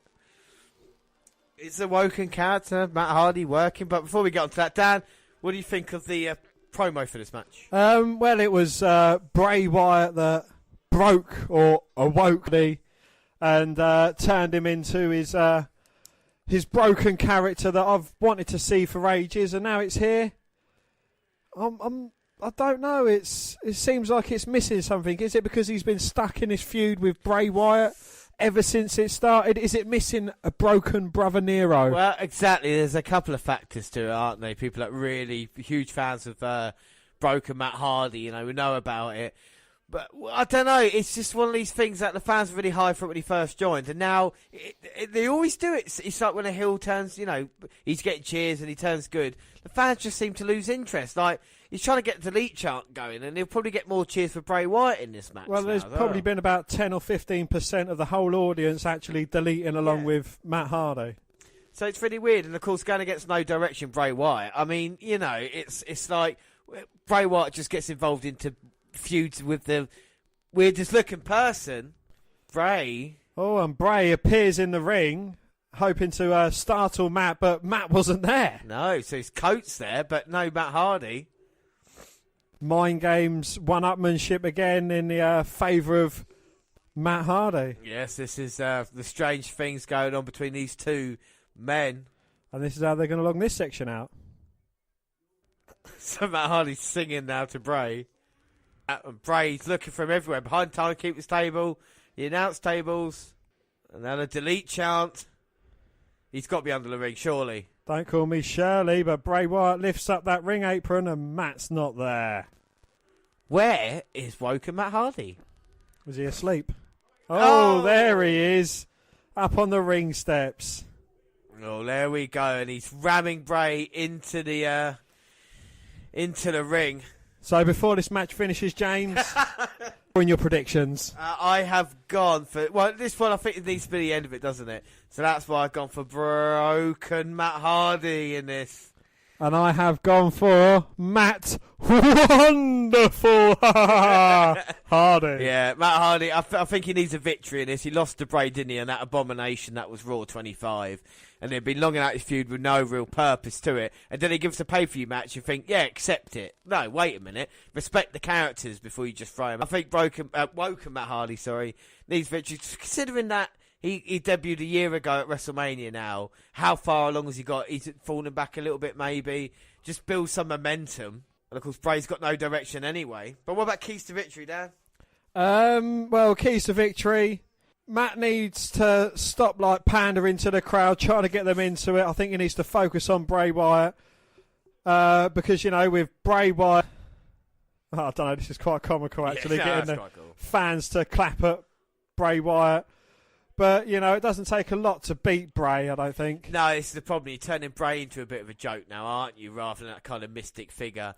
It's more Papa Shango than it is The Undertaker, if you get my reference. Well, I think, what killed it for Bray Wyatt was the House of Horrors match. Yes. The horrible House of Horrors. Yeah. And them stupid projections on the... didn't pay off for him. No, exactly. The worst thing to happen to Bray Wyatt was winning the WWE Championship this time last year. Most definitely. It's like, oh my God, and now a year on, as he just, slams into Matt Hardy. That was impressive by Bray. Does Bray Wyatt need a couple of months off? Yeah. And, come back in mystical sorts? Does he need to have a Wyatt family with him? Well, that's what I was thinking about, maybe Bo Dallas by side or something like this, or just go away and direct it, and then come back and be decisive in what you're doing. Have something you want to, a focus, a goal. I know not many superstars have it nowadays, but it's like this, I want to become WWE champion, or I want to do this. Make sure people know what you're doing, and then pick up the few victories. For me, it's very simple booking, some like Bray Wyatt, but people just have a problem with it. They fall away, and it's like we haven't seen a babyface Bray Wyatt yet, have we? We've not seen a good guy Bray. We've not really seen the best of him, and I know there's potential in him. Bray Wyatt's one of those guys. I look at him, and I'm just like, there's potential there to be either cornerstone of the company. Maybe the problem is people comparing him to The Undertaker when he first came around, and it's just like, you can't compare it to that, man. No, there's only one Undertaker. Yeah. He should have been the first Bray Wyatt. Yeah, most definitely. And this is what I'm hoping for Matt Hardy. Maybe it's what it feels like. Rather than being the first broken Matt Hardy, this is like kind of a dub on the character that we loved, So yeah, most definitely. Don't worry, you've not missed anything in ring at the moment because Bray's just got a sleeper on Matt saying, we're going to be here for a few minutes now, boy. Jeff Hardy is going to be returning soon. Yes, you would hope. His brother Nero's part most of definitely. Matt Hardy, I think that would be and then, we've got some direction in a tag team there. Yes. They could go against the Bar and, probably dethrone them and it give, the Woken character and Brother Nero some direction, something to do. Bray Wyatt, what can he do? Well, this is the thing. I'll tell you what Bray Wyatt can do is take Matt Hardy and basically drop him face first on the apron there. I think the Hardy deserve a tag team title opportunity. It's a problem with Jeff last year with the injury. What could have been, I would have liked to see them more involved. Just imagine like Hardy's versus the Revival as well. That would have been a really cool match. Well, would Matt Hardy have been broken? Jeff would have been around. No, I don't think he would have done. Because we see what they did with Matt Hardy. They weren't sure what to do. And they were like, okay, let's do this. It wasn't like a goal. I think it's exactly another problem with the gimmick is, we've got nothing to do with him. Why don't we do that thing now? Rather than working towards it and being like, this is how he's going to break. This is what the character's going to be. You know, when it's half-assed, it's almost as bad, like Bray Wyatt's WWE title reign, as it is not doing it at all, you know. In a weird Bray way. Wyatt's looking for an Iranagi on Matt on the steel steps, but Matt managing to fight out at the very last second. So I'm laughing at the way Matt ran then. I do like his mannerisms. Oh, his mannerisms are brilliant, and this character has so much potential, but I just think he's lost in this feud with Bray. It's been going on now for a couple of months. Well, exactly, you know. And the thing is, before that, Bray was involved in the fucking Balor one. Before that, it was the Orton one for a year. So I'm not saying Bray's not getting through him, but it's a fact of... He ends up on the losing side of every feud that he goes into. And what are they fighting towards? Just because they don't like each other, you know? What's the end game of it? Is it... And that man with the green T-shirt I was and the going hat to point that out, the hat. Yeah, do you think front row seats for every pay-per-view? He's the new bright pink jacket and green jacket, bald-headed man. And that's why he's wearing that for as well, so people fucking notice him, prick. Yeah.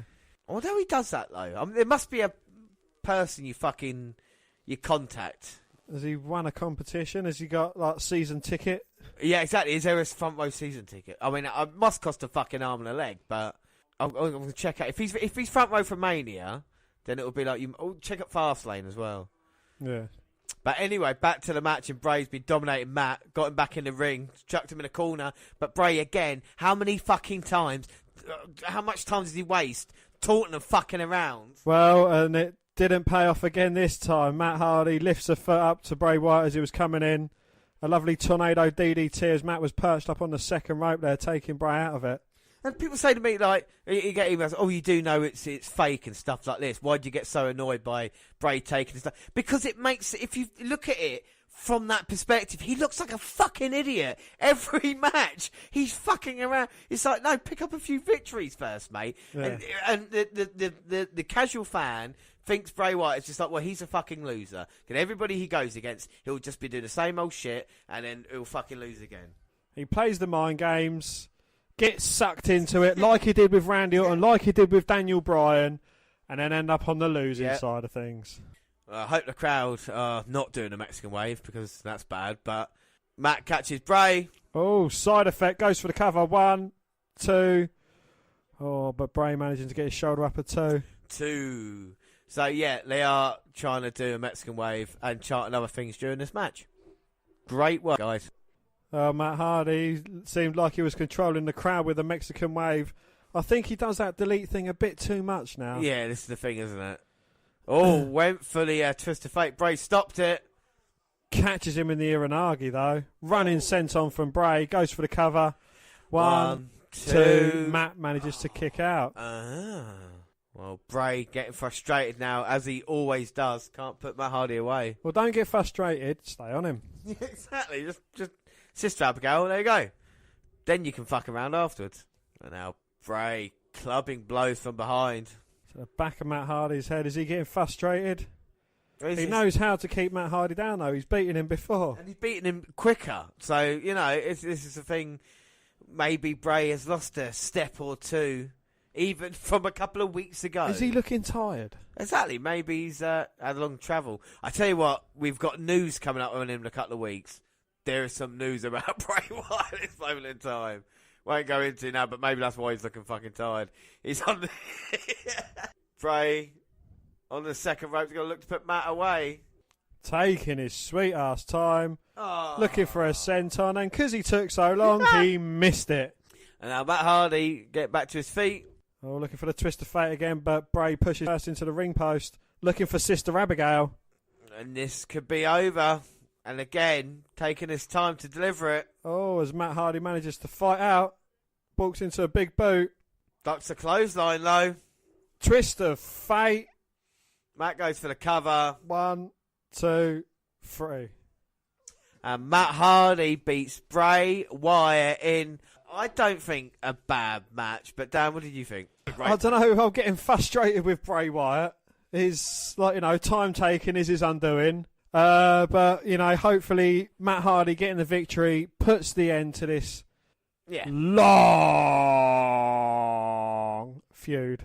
Yeah, and it would be good to see Bray Wyatt in the Andre Giant Memorial Battle Royal, That's because what they're going to do now. Matt Hardy moves on with the victory.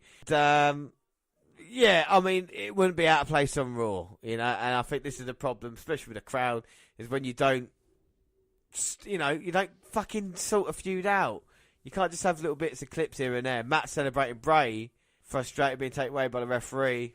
But that does mean, Dan, that after that, we both get another point. It is 5-5. How exciting going into our main event. And if the main event is as predictable as we think it is, then we can be on for a perfect score. I think it would be the first time we've had joint perfect scores. And that would mean, I think, in 3 pay-per-views, you've had 2 perfect scores. I hope you don't keep that up. Wonderful. The only time James gets the perfect score is when I get one. I control this. But that does mean a bonus point as well, if that was to happen. But we might have gone different. You know, I might have gone John Cena in this one. I've gone Bray Wyatt. Bray Wyatt. Oh, and now we're getting the headlines from around the world about Ronda Rousey joining the WWE. And, of course, we are going to get a contract signing right here tonight in this ring. God. And now we get a Rousey video package. Asuka wins the Rumble. Asuka's going to WrestleMania. Now the question is, which championship will Asuka choose to challenge for in New Orleans?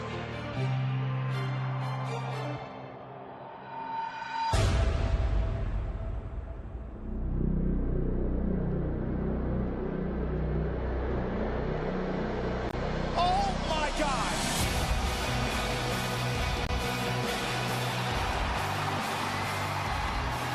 The rumors are true. One of the baddest women on the planet Earth, Ronda Rousey, is here.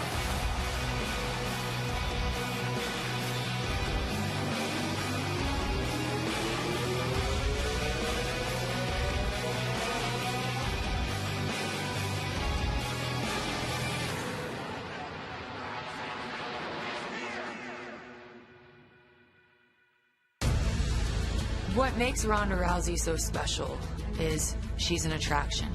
She's a star. Please welcome my friend, Ronda Rousey. They call you the arm collector.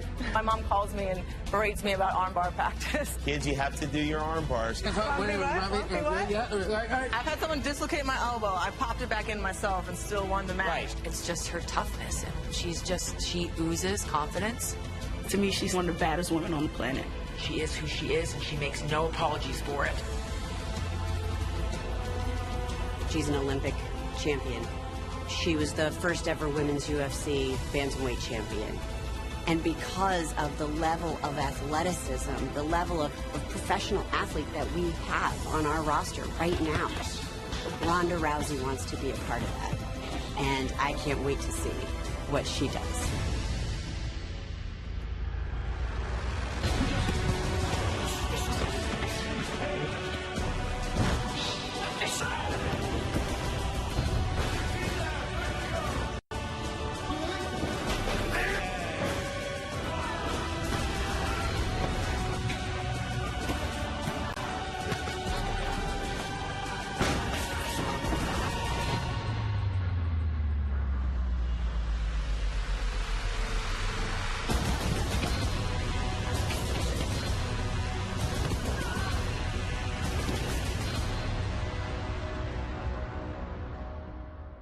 And here comes Kurt Angle. You suck. I mean, I've talked a lot about Ronda Rousey. I'll go into more detail at another time because at this moment, Kurt Angle's coming out here. We're going to get contract signing. And at contract signings, nothing ever happens at contract signings, so I'm sure we'll be fine. Nothing interesting. No, it's just signing a bit of paper. She's hardly going to take out Kurt Angle, is she? No. That would be hilarious, wouldn't it? Gets him in an ankle lock. Yeah. I think Kurt Angle's lost something. So, yeah, I was about to ask you, Dan, what do you think of Kurt Angle? He's lost something. I don't know, he doesn't seem the same fiery Kurt Angle he was. No, he really doesn't. Wait a minute. Ooh, wait a minute, Dan. I thought this was going to be our signing of Raw contract. Oh, no. Well, there you go. Rumour confirmed. Stephanie and Triple H coming out here. I mean, come on. The first time we've seen Triple H since he was crying like a bitch when Braun Strowman had him by the throat. And now he's out here. No, he's at Raw 25, wasn't he? Oh, yeah. It last time on pay-per-view, anyway. Last time we saw him on pay-per-view. And he screwed over Kurt Angle, so you got to think there's hard feelings there. Last time those two men come face to face. Mixed tag match. Kurt Angle and Ronda Rousey. Yeah, they're looking for The Rock, aren't they? For the tag team partner. But they can't find him, so they're going to go with Kurt Angle. Going to be Kurt Angle. Well, here you go. We're going to hear from Triple H. You're going to give like an NXT speech. Like, Stephanie, welcome to the Elimination Chamber. Welcome.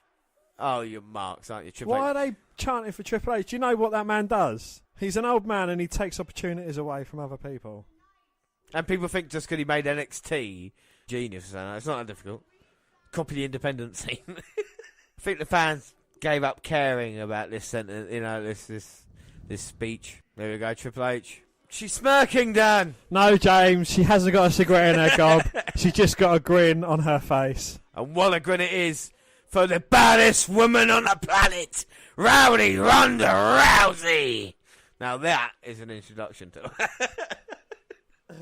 Well, she's out. I think she's a game changer.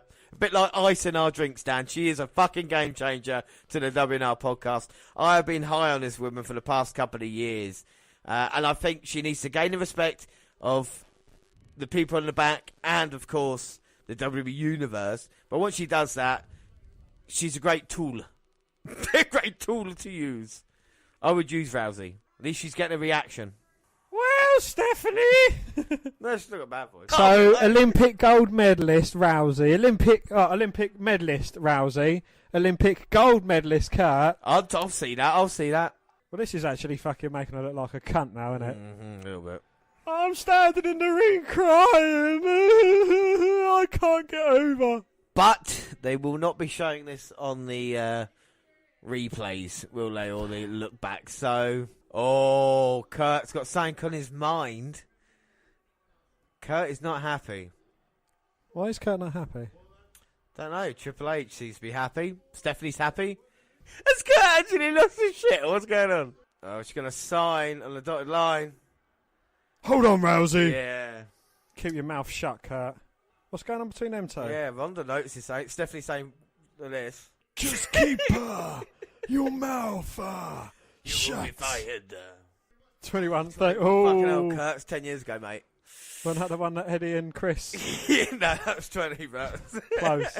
Oh, Triple H is not happy what Kurt just said. Oh, you shit stirrer, Oh, Kurt. no, he didn't. Uh-oh. Well, Ronda is not having that. Shit, son. Shit gonna get real tonight. Go on, Rousey, break her arm. Oh, Triple H is going to pedigree her. Ronda Rousey does the best pissed off look in, I think, well, definitely in MMA. Now I think wrestling just looks so fucked off. Oh! Squaring up to Triple H now, though. She don't care if you're a woman or a man. Triple H is escorting Stephanie out of the ring. Throws Triple H through a table. And look on your face, that was priceless as well. Fair play to that. Christ. I wouldn't if I was you, Stephanie. Oh! Stephanie slaps Rousey round the face. Go on, Rousey. Fuck her up. Go on, Steph. Kick her head in. Who do you think you are? Crowd chanting, you fucked up to Steph. That is brilliant. Couldn't have put it better myself. Oh. As she runs away. Kurt Angle's going to be there, though. Kurt's going to fucking throw her back in. Go on. And Ronda get the contract. Signs on the dotted She's line. a lefty. What do you think about Ronda Rousey now, Dan? Wow, she delivers a mean belly to belly to the COO of the WWE. Through a table and then slapped by Stephanie getting away. And that makes me look forward to watching Triple H and Stephanie versus Ronda Rousey in a 2-on-1 handicap match at WrestleMania. Wow. Wow. There you go. Ronda Rousey's arrived in the WWE. What? Point of the WrestleMania sign. Go on. Well, Ronda Rousey there. What a great way. Hey, Triple H has been busted open. Well, that was a full-on slap as well. And the crowd were fucking fantastic when they said that. Oh. Do you reckon Rousey was like, yeah, go on, fucking it, lay mate. it in. And at Mania, she's going to just twist her arm a little bit on her. That's fucking brilliant. So not only have we got Asuka, not only have we got the Elimination Chamber that we had earlier, Ronda Rousey has joined, and that's not including the SmackDown women. Triple H put through a table. My God. Saying I was really dreading and turned out to be really good in a fucked up way. Hunter's pissed off now. Yeah, that's great. Yeah, so he fancied it. Well, it took its time, but I don't know, it was worth it in the end. The problem is that's the bit I saw on Twitter, though. The fucking belly to belly. Yeah, it says Rousey puts Triple H through table. I thought, oh, for fuck's sake. Well, Dan, we are 42 days away from WrestleMania, the showcase of the Immortals. And then the main event at WrestleMania will be Brock Lesnar defending his Universal Championship. But the question is, who will he be defending against? It is now time for our event, the Elimination Chamber, featuring 7 men that me and Dan and I are going to list you now. So it will be Braun Strowman, The Miz, Seth Rollins, Elias, Finn Balor, John Cena, and of course Roman Reigns. Who will it be? Let's have a look at the promo. Woo, and we'll be doing it again in 2 weeks' time for Fastlane, Dan. Yay! Yay! Whoop whoop! The reason the voyage begins. The purpose they all share. The chance to be immortalized with their WrestleMania moment. Glimmers in time The irresistible force meeting the immovable object. that become part of WWE lore. Validating what one has sacrificed. The boyhood dream has come true. Thrusting one into stardom. The Austin era has begun. Defining one's legacy.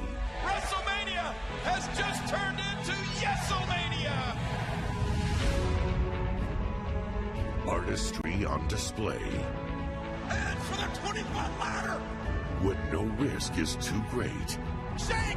Oh my God!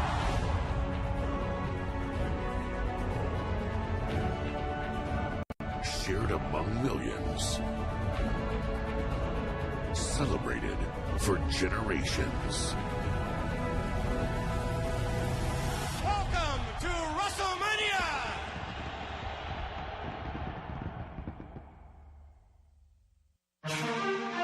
Opportunity awaits to satisfy the desire and fulfill a quest.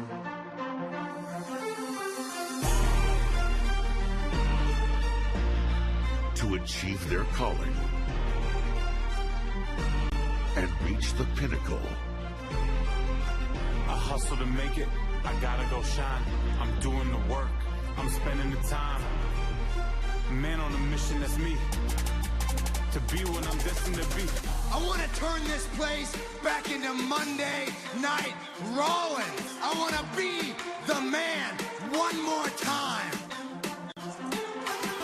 I will go on to give you the greatest performance of a lifetime on the grandest stage of them all. I will win the Elimination Chamber match. I will go on to WrestleMania. Man on a mission, that's me. That's me. That's me. To be what I'm destined to be. This is your life. This is your story. This is your moment. You gotta go for the glory. I will face Brock Lesnar for the championship that I never lost. The Elimination Chamber can't stop me, and Brock Lesnar can't stop me from becoming Universal Champion. The first Intercontinental and Universal Champion, me. Brock Lesnar! I'm not finished with you! And at WrestleMania, you're gonna get these hands!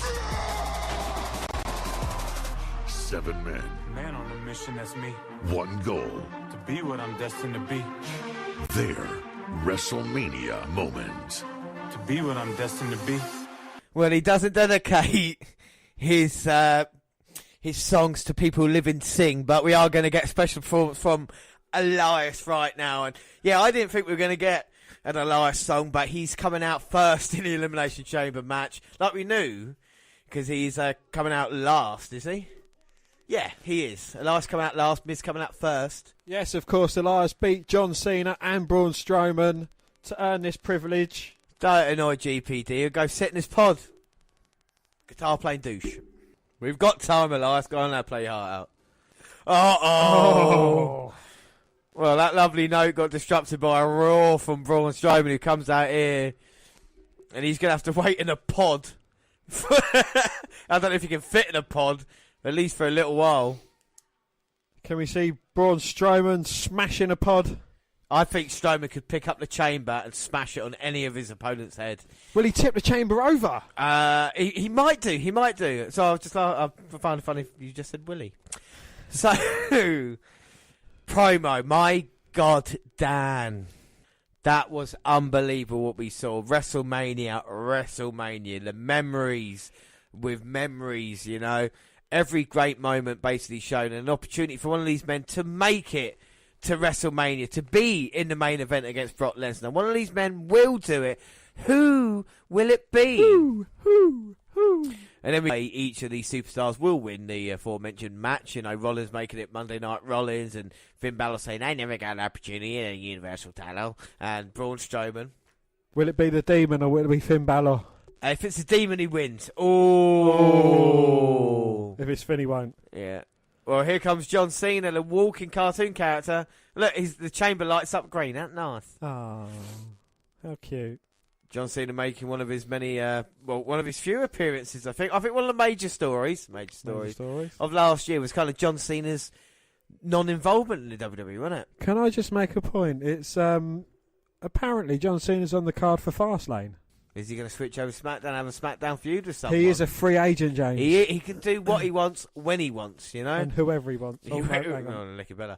But he's here tonight to get his opportunity, because how else will John Cena get to WrestleMania? I mean, there's a chance this year that John Cena might not be at WrestleMania, because if you don't win this opportunity, how are you going to get there, you know? Exactly. But John Cena, he knows what this demonic structure is all about. He's won it on a few occasions now, so, you know, it's he's probably the most experienced man going into this match. Yes, he is. We got some chamber facts, so let's go through them. This is the reason why I put during the entrances. Okay, so past chamber winners, as everybody comes out, we talk about John Cena. He will be involved on this list, but Dan, what was the first ever Elimination Chamber match and who won it? It was at Survivor Series 2002. And it was won by Shawn Michaels, and he won the World Heavyweight Championship. Yeah, a moment we love here on the WNR podcast. And then the next Elimination Chamber match, I remember us having a SumSam party for this one. Triple H retained his World Heavyweight title, screwed over Bill Goldberg. That was horrible. With a sledgehammer. Yeah, disgusting. And again, for the second time in a row, Triple H won it at New Year's Revolution 2005, and he won the World Heavyweight Championship. And John Cena won it at New Year's Resolution the following year, 2006. He retained the WWE title, but then lost when Edge cashed in. He did indeed, Jess. And then again in 2006, in December, Bobby Lashley won the ECW World Championship. And then No Way Out 2008, so a couple of years later, The Undertaker, he won the World Heavyweight title at The Undertaker? Well, yeah, Undertaker at No Way Out 2008. And yeah, he won an opportunity to have a match at WrestleMania 24. And so did Triple H at the same event, No Way Out 2008, and he won a championship for the WWE Championship, though, this time. Yeah, in 2009, Triple H won the WWE title, so 2 years in a row for him. And Edge won it at No Way Out 2009. He won the World Heavyweight Championship. Yeah, that was when we had two that year. And then again in 2010, John Cena won the WWE title in Raw's Elimination Chamber. And on SmackDown's Elimination Chamber at the same event, Chris Jericho won the World Heavyweight Championship. 2011, Edge won the Elimination Chamber. He retained his World Heavyweight title in SmackDown. And for Raw, at the same event, John Cena won the WWE Championship match at WrestleMania 27. And then CM Punk, I remember 2012, one of my favourite years. CM Punk won the Elimination Chamber 2012, retained his WWE title on Raw. And again on that same event, Daniel Bryan retained his World Heavyweight Championship for the SmackDown brand. 2013, Jack Swagger won the Elimination Chamber. He won a chance to have a WrestleMania match at world title match at WrestleMania 29. I'd just like to note that no Bobby Roode on this list, but one man who is on this list, Randy Orton at Elimination Chamber 2014. He won the World Heavyweight Championship. Well, 2015, the Elimination Chamber pay-per-view, the New Day retained the WWE Tag Team titles. And at that same event, Ryback won the Intercontinental Championship. And then, of course, who can forget last year, Bray Wyatt winning the Elimination Chamber 2017. So we've had Cena out. We've just had Roman Reigns join. So with 4 pods, then the next 3 men, if my math is correct, will be in this triple threat match. Rollins, Balor, and of course The Miz. Yeah, and of course every wrestler's come in, has stared at the other one in the cage, and Reigns gone directly to Cena's corner. Right, so championship numbers. Well, it's basically a toss-up whether superstars entering Satan's prison with gold around their waist will walk out with it still in their possession.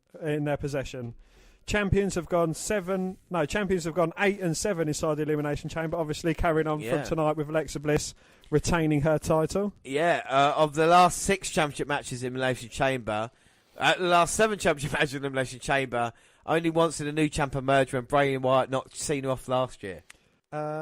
When champions and challengers collide inside the steel structure, it has been for the now defunct World Heavyweight Championship more often than not. 7 Elimination Chamber matches have been for that title. The WWE Championship is a close second with 6 bouts. This event will have a brand new belt in the line, the Raw Women's title. Hopefully it doesn't follow the lead of the ECW World Championship, Intercontinental title and the Raw Tag Team titles. All those straps have been up for grabs only once in Elimination Chamber history. Well, for most appearances, no one has taken more punishment in Satan's prison has to offer than Chris Jericho. He's been in as many Elimination Chamber matches as the entirety of the Legacy faction has. Well, Chris Jericho's only one of 5 superstars to compete at least 5 of these bouts. So Chris Jericho at number 8. He hasn't won any of those, has he? No, yeah. Did he win the one with Shawn Michaels cost The Undertaker? Yes, 2010. he did. Yes. Right. Well, Chris Jericho's been in 8. Chris Jericho's been in 8. Randy Orton has been in 6. John Cena's been in 6. Well, John Cena now is in 7. Triple H has been in 6. And Kane in 5. And Bobby Roode has been in none. Well, in 2018, the Chamber will welcome a host of newbies. Every woman set to obviously be doing so for the first time. On the men's side, this will be the first Elimination Chamber match for Balor, Reigns, Rollins, Elias, and Strowman. I would have thought Reigns would have had a Chamber match before, but obviously not. Fans of these superstars need not take that as a sign they won't be the last man standing. Bobby Lashley, Wyatt, Big E, Ryback, Swagger, Xavier Woods all won their first Elimination Chamber bout. Well, the Miz and Cena are the only ones in the 2018 field with experience in that punishing contest. The Miz is 0-2 after losses of in 2017. Cena, on the other hand, is among the most successful stars the contest has ever seen. Well, yeah, you talk about the kings of the chamber, the wrestlers who have multiple victories in Elimination Chamber match club. It's quite the exclusive one. Only 3 superstars have gained entry to this at this point. So top of the list is Triple H with 4. And then second is John Cena with 3. Edge with 2. So Triple H and Cena being atop the all-time leaders in Chamber wins is no shocker. The match first arrived in 2002 in the heart of the game's time as a marquee star, and Cena's rise came shortly after the introduction of the imposing structure. And those two have been world champs several times and has headlined. Those two have been world champs several times over and have headlined WrestleMania on many an occasion. Cena, 3-3 in Elimination Chamber matches to this point, can match Triple H's mark tonight. It's going to take a long time for guys like Reigns and Rollins to follow suit. Well, weirdly enough, Ontario, Canada native Edge remains the only foreign-born winner of the match. Irishman Balor could become the second this year. Who's it going to be? Seth Rollins has just come out, so we are just waiting for Finn Balor. Fuck it.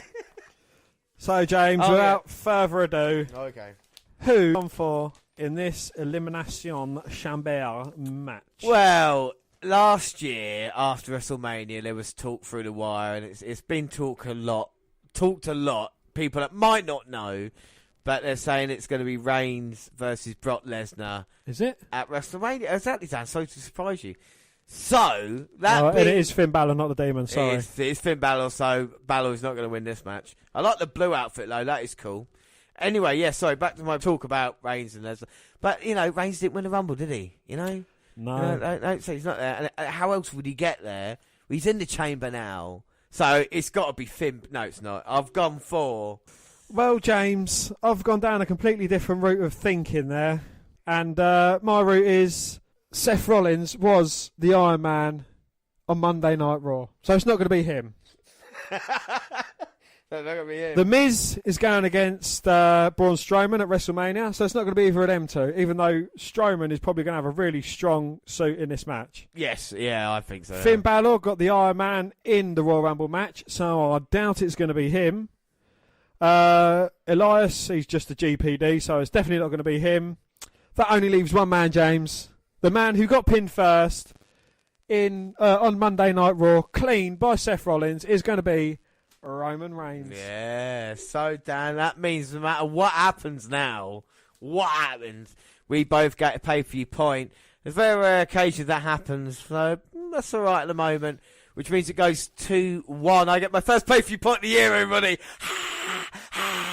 With Fastlane 2 weeks' time and then WrestleMania, I could be in the lead of pay-per-view predictions starting April, which will be fantastic, getting it all sorted out. But, no. But, James, if Roman Reigns does this for WWE pay-per-views, I've got 2 perfect scores. Yes. 2 Did I get one at the Rumble? Did you get one at the Rumble? No, it was... that'd be my second pay-per-view... second perfect score in 3 pay-per-views. 3 events, 2 perfect scores. But will you be able to keep it up? Oh, and look, The Miz is trying to get Seth Rollins on side for both of them to take out Finn Balor. Any cheap shot for The Miz. He's not got his Miz-Taraj at his side to assist him in this match. So this is going to be the first time ever the Elimination Chamber started off as a triple threat. And why would The Miz try and get Balor or Rollins on his side? Oh, he's trying to two-sweet Finn Balor to go against Seth Rollins now because Seth wasn't having any of it. The Miz is trying his luck with Finn Balor. I think Seth and Finn are going to team up to take out The Miz. I would like to see that. I really would. And saying, hey, wait a minute. What about you and me? We team up to beat up this dude. Makes perfect sense. Miz say no. Fist the two-sweet. Oh, and they are. Balor and Rollins both teaming up to take out The Miz. Oh, but Rollins with a cheeky roll-up attempt on Balor. Oh, well, they know. And Finn saw it coming and he smiles it off. Yeah, he is smirking right now. No, James hasn't got a cigarette in his gob. He's just got a cheesy grin on his face. So, Dan, keys to victory. Who needs to do what to win? Go on. Well, Seth Rollins, we know he can go. Yeah. He managed to pin both Roman Reigns and Cena, one after the other, very cleanly, and we've discussed at length how hard it is to beat John Cena cleanly. Yes, that's true. And true, yeah. Roman Reigns as well, 2 of Vince's golden boys. For Finn Balor, he needs to go backstage, come back out as the demon, and he will be guaranteed the victory. And The Miz, he's got no chance because he hasn't got The Miz-Taraj by his side. Yeah, but how many Elimination Chamber matches has there been an opportunity at a title with a champion already involved? The Miz could make history, be the first man to hold on to the Intercontinental. No, he will make mystery. Sorry, fuck me. He could make mystery. Well, James, that is a clever. How did you come up with that? I just thought of that at WrestleMania. Intercontinental title and Universal title. But as you know, we saw Seth Rollins. He was the Iron Man in the grudge match, was it? Gauntlet. The gauntlet match. Finn Balor was the Iron Man in the Royal Rumble. So, both of these men could go the distance tonight. You talked about earlier Strowman. I think Strowman's a key factor in this, depending when he comes out. I think this is a match type we've not really seen a mine in, have we, properly? I know we've seen the Big Show one, arguably, but, used correctly. Like you said, he could literally not rip a pod off and throw it at someone. Or I think I'm hoping to see something great from him. And even this triple threat match, I like it, because I like these 3 guys. These guys are good. Oh, and James, just to point out, they have got the wafer-thin mats outside the Elimination Chamber. That must have been something that they... I don't know, last year. I don't remember. I didn't pay much attention to it. I don't think they did. Well, as I was expecting, it is Rollins and Balor going at it, and The Miz sitting outside, Wisely? No. Well, he's just taking his being time. A little bitch. No, he's not. Miz is taking his time. He's a veteran now. You know, been here over a decade. How many of these guys in the ring can you say that of? And Miz going to roll up Balor, eliminate him. Oh, and Rollins trying to roll up the Miz. No. But the Miz managing to kick out. Balor with the forearms. Oh, misses Rollins. And Rollins, that's beautiful. Suplex rolls through, looking for the Phoenix Splash. Hits it on the Miz. Goes for the cover. 1, 2. Oh, but the Miz managing to kick out. Falcon Arrow. The Miz going through with a suplex. Rollins going through with a suplex and hits the Falcon Arrow. Goes for the cover. Oh, but the Miz managing to kick out. Happy now, dickhead. Looking for the stomp back in it. Looking for the skull crushing finale, but Rollins countering that.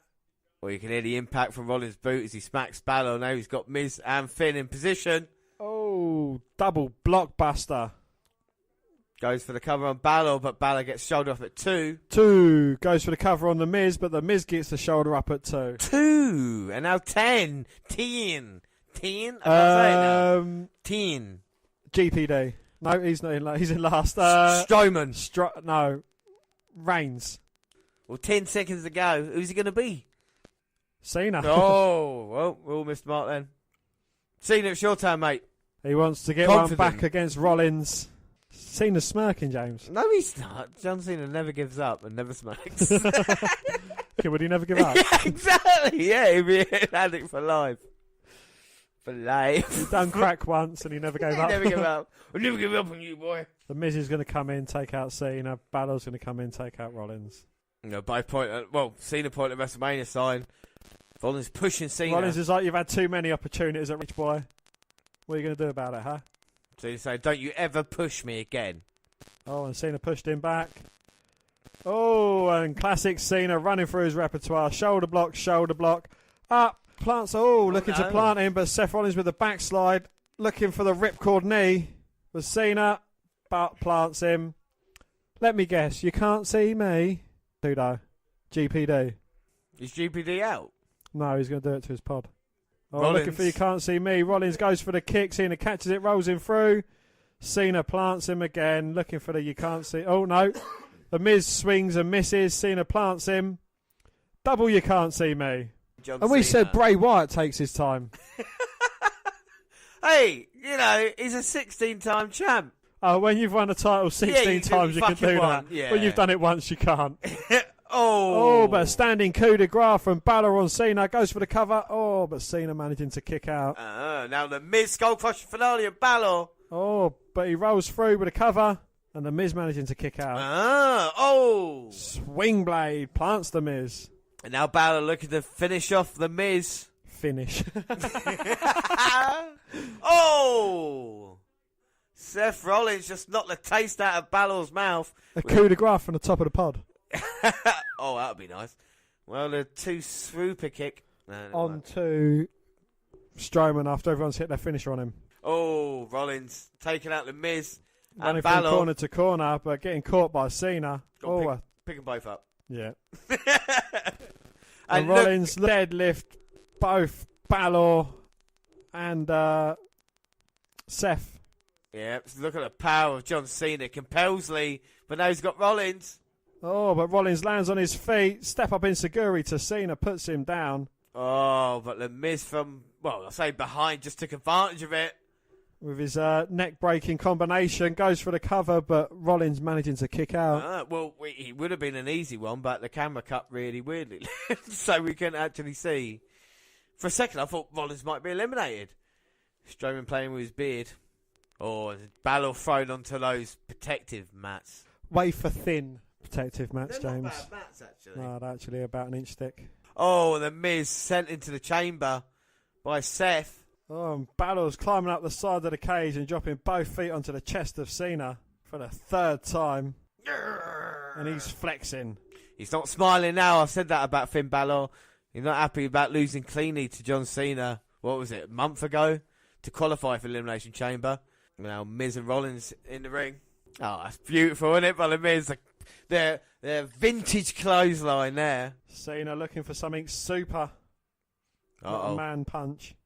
And now Miz gets crotched on the other side. Are we going to have stereo superplexes? I think both bodies are going to hit each other in midair. Let the bodies hit the floor. A superplex Balor and Rollins superplex the Miz. Wow, what a moment. Already? Yeah, I think it's gone quicker than the women's one. Reigns. Strowman. I'm going to go Strowman. Throughout them all. Strowman. Strumming his guitar, Elias. No. Strumming my pain with his fingers. Oh! Extra pay-per-view point for me, baby. Here comes the Reigns. It never rains, but it pours. Well, Dan, there's still no one eliminated in this match. No, because they're all waiting for Strowman to come in so they can all hit their finisher on him. It's going to be a Superman punch, AA, skull-crushing finale, A. Coup de grace. Skull-crushing finale, A. Exactly. A coup de grace and a stomp. Has Reigns got a black eye? He fucking will have. Cut on the Miz. I think he just gave the Miz a black eye. Well, he's made the Miz a couple of inches taller with that uppercut. I've heard that Reigns once kept a man off the floor with uppercuts. And now these two Shield brethren, are they going to team up or are they going to go against each other? I would team up with Strowman. Oh, but the Miz from behind. As he always attacks people. Well, he takes advantage. DDT Seth Rollins. Plants Rollins, goes for the cover. 2. Oh, but Seth managing to get his shoulder up at 2. 2. Cena up, Cena down. And now look at the Miz. Is he going to go for his it kicks? Look, they're all in position. Oh, that's funny. The best kicks in the business. What are the chances of that happening, eh? And look at the fans going wild. Yes, you can hear him from just over the room from me. Miz's biggest fan is going banana. Hey, and now the Miz. The Miz is going to get fucked up, innit? No, he's not. He'll be all right. Yes. 1 for Rollins, 1 for Cena, 1 for Reigns, 1 for Finn, 1 for Rollins, 1 for Cena, 1 for Reigns, 1 for Finn. Another one for Reigns, another. Well, I'll take it. Reigns got the biggest yes cheer. Even out of the rest was just like, let's let Reigns have it. Oh, but the Reigns ducks. Clotheslines the Miz. Clotheslines the Miz. Look at the way he just comes back again each time. I love it. Irish whip reversal. Bang. 3rd clothesline, and the Miz ain't getting up from that one. He's already up in his head. Looking for a swing blade, perhaps, but where Roman's is useless, he didn't. Oh, that you blame Roman there, even though Balor's probably at fault for that. Seth looking to help his Shield brethren, but it gets thrown to the outside by Balor. Reigns with the cover on Finn, but Finn managing to kick out. Oh. Sorry for taking your starter. That's a lovely power clothesline there by Roman Reigns, though. He's definitely got it in him, the uppercuts and the fucking clotheslines. There we go again. He likes a good clothesline. And he's hitting 10. 10. Throws Balor across the ring. Oh, looking for a big boot, but Balor catches him. Roman Reigns with a standing switch, rolls him up, powers him up. Oh, my word. Powers him down. And Balor is in trouble. Cena now. Oh, Cena gets hit with a Samoan drop for the cover. 2. Oh, but Super Cena doesn't stay down that easily. Oh, and the Miz went for one of his kicks. Reigns caught him. Oh, sit out powerbomb for Miz. 2. Oh. Miz shoots his arm up at the last second. Well, I tell you that Reigns has got a black eye there.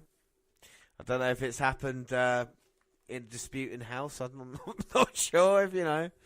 Should have done the washing up, shouldn't he? Exactly, yeah. She asked for some money, you know. No, but seriously, yeah, he has got a black eye.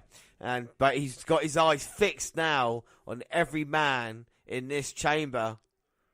What, is he cut-eyed or something? He's looking around. He's gone all Jared. Here we go. Loading up the Superman punch. The fans love it. You can hear them cheering along. Yeah, they're going, boo, yay. Oh, but Roman Reigns looks up, notices the down. Does he need another ally to take out the monster among men? Yeah. It's yeah, exactly. We know it's Strowman because GPD's last. And look at him. Walking out slowly. But with purpose. Yeah. Uh-oh. Grabs Seth Rollins. Throws him into the cage. Reigns is like, what did you do? Fucking hell. Comes out, but he runs into a right hand. That's just one right hand. Has he got the Fowler punch now? Just took out Finn Balor. Oh, the Miz. What's the Miz going to do? He's Get out of there. Look at Cena, won't back down from Strowman. Oh, my God. And the Miz is just walking through all 4 opponents in the ring because the Miz is being too much of a bitch, so you can't really call him an opponent. The Miz is walking through all 4 opponents. You're Strowman. Right. You're right. The Miz is getting eliminated first. I don't know what you're like. Look at Strowman. So powerful, but Rollins and Cena trying to team up on him. That ain't going to work. Going to suplex the pair of them. Trying to get him over. Oh, Strowman suplexes Cena and Rollins at the same time. Uh-oh, grabs Finn Balor. Throws him against the ropes. Finn Balor tries crossbody. Oh, and he uses him to take out Roman Reigns. They got to break through a fucking chamber. So they probably saying, you know what I mean? They got to do something. Come on. Oh, the Miz is looking. Oh. Miz getting one of those pods now. Oh, no. Oh, yes, it climb. He can't climb. He's too big. No, he can just reach up. No, he'll be safe there. He can just kick at Strowman. Oh, and the Miz climbing down the other side. Oh, no! Oh, no! The Miz is fucked. Well, Miz, it's been fun. Oh, no, not on the plexiglass. How is he going to get broken out of this? No! Strowman just bouncing the Miz's head off the chamber. Fuck off. He's got the Miz. No! Oh! Throws him into the other 4 competitors in the ring, and Strowman is standing tall. He's going to moonsault off the top. No, fuck is he? 1850 off the top. My God, what a power there. But Strowman's thinking, fuck that. No. Oh, it's too high. Poor Miz. They made sure to catch him, though, bless him. And listen to that reaction. Not Roman Reigns. The Strowman is getting that reaction. Strowman Reigns. And now just walking towards him. Look how easy this is for Braun. He's waiting for Elias to come in. No one has been eliminated as of yet. No. Well, I tell you something with Strowman. It's one stripe, but the amount of power coming from it. I don't know what man can stand up. What men at this moment in time can stand up to the monster among men. Rollins from behind, he's getting a bit ballsy. But one big right hand takes him down to his knees. Talk about getting ballsy. Give me some cut meat sandwich, boy. Talk about getting ballsy, boy. And Strowman picks up Rollins. Oh, deposits him onto them thin mats outside the chamber. And I think his face hit the chain link fence. And leave the Miz alone. Oh. Running power slam. There you go. Miz gets it 1, 2, 3. Well, much like they did with Absolution, they're getting the trash out the way early. All right, Big Shot. Who's next? To be eliminated? Yeah, no. Yeah. I'm going to say Strowman. GBD out next. Strowman's next eliminated for you? Yep. So he's going to get hit by everybody's finisher? Pretty much, yeah. All right, fair enough. GBD's out. We've already seen this one tonight. All 4 men are back on their feet. Monster. He's going to go down and he's going to push them all away. I love that moment when they do it, though. Look at that, beating him down. Strowman's lost it. These 4 former champions. Strowman, he might be out here. And Reigns, Rollins, Cena, all got an idea. Oh, they're going to go for a super shield powerbomb. They can't. Wow. Cena and Reigns. Balor and Rollins picking them up. Oh, my God. We have never seen anything like this before. Strowman's down. Oh, a 4-man powerbomb. All 4 men pinning him. Oh. And Strowman manages to kick out. Cena now. Hey, can he get Strowman up? Look at the power. That was brilliant. Oh, my word. Plant Strowman with the AA. Cover 1. Strowman kicks out. Superman punch. Here comes Spear. 1, 2. Oh, but Strowman manages to kick out again. Rollins now. And what's he looking for? He's looking for a curb stomp. Oh! Hits the curb stomp. Finn Balor's climbing up top. Go up to the top pod. Here comes Balor. Oh! Hits the coup de grace. And Strowman has been hit by everybody's finisher. And now Cena's trying to put Reigns away. Hits Reigns with the double A. Oh, but Rollins with a super kick, maybe saving his friend Balor in. Oh, Balor looking for the swing blade, but Rollins had it scouted. Oh! Double crossbody, gets James hard every time. Oh, that's a great move. that happen? Let's cross bunny, baby. Yeah, how the fuck did that do it? Oh. Oh, no. And now Elias has released himself from his pod. Oh, not like this. On 1, 2. Oh. Cover on Rollins, failed. Cover on Balor, failed. What about the cover on Reigns? Cover on Reigns, failed. Oh, but Cena's there, though. Come on. Oh, cover on Cena. 1, 2. Failed. Oh. Why don't you get Strowman in and try and pin him? Yeah. All right, maybe not, but what can a GPD do now? Oh, impressive clothesline. Someone's Elias's number one fan. I just enjoy talent. Look at that. Ripping off his vest. Oh. Running big boot to Rollins. Setting up Cena. Knees him in the face. Goes up top. And now where is Elias going? Oh. Drops the big elbow. Goes for the cover on Rollins too. Oh, but Seth managing to kick out. Oh. Only The Miz have been eliminated. Oh, Strowman got hit by everybody's finisher, but didn't get pinned. He's out in the chamber at the moment. He's still laying out. And now Elias looking to put away Seth Rollins. Gets him up, looking for an electric chair. Oh, but he gets pushed into Reigns by Rollins. Oh, but GPD fighting him off with elbows. And now he's going to hit the move on Roman. Looking for the electric chair on Reigns.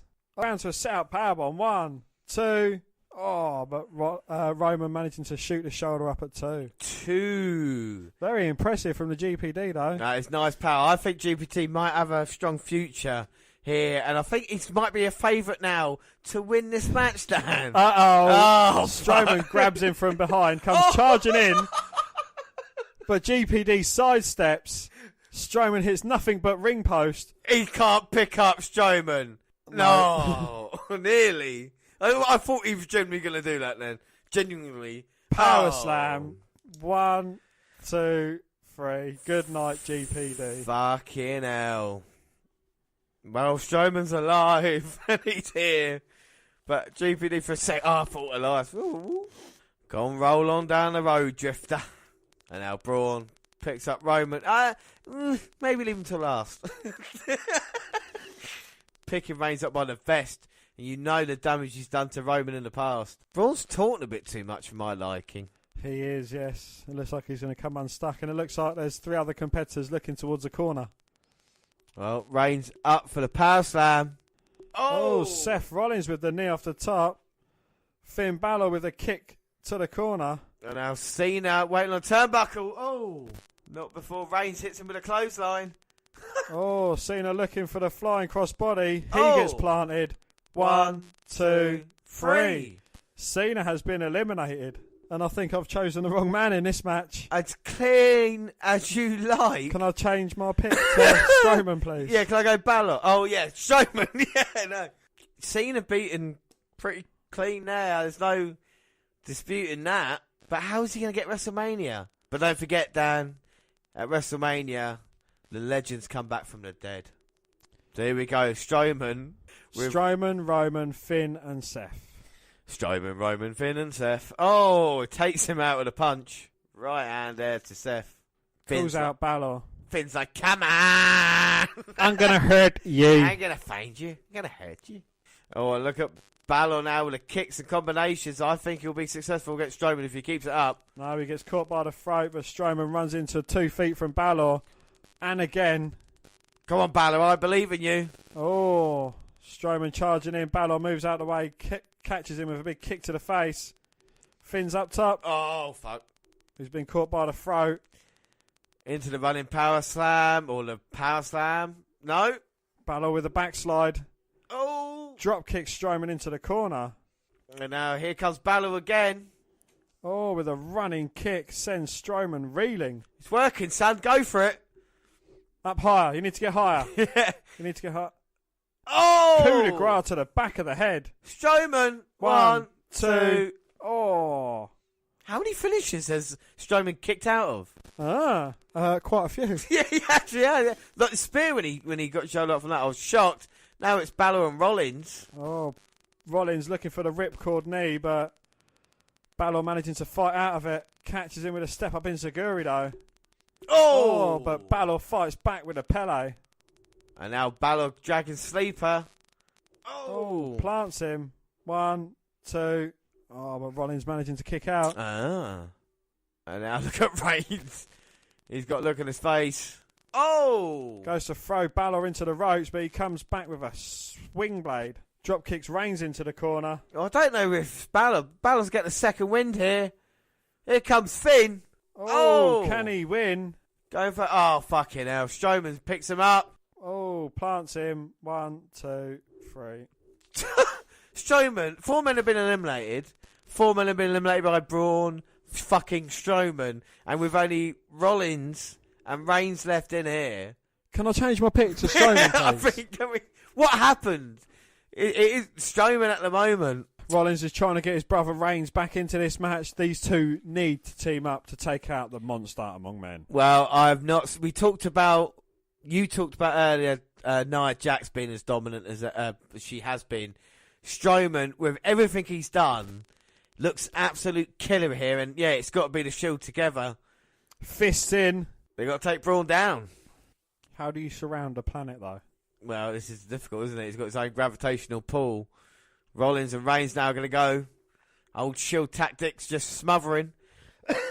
But Strowman managing to fight him off. Ooh. Getting low bridged by Rollins, though, landing on the outside of the chamber.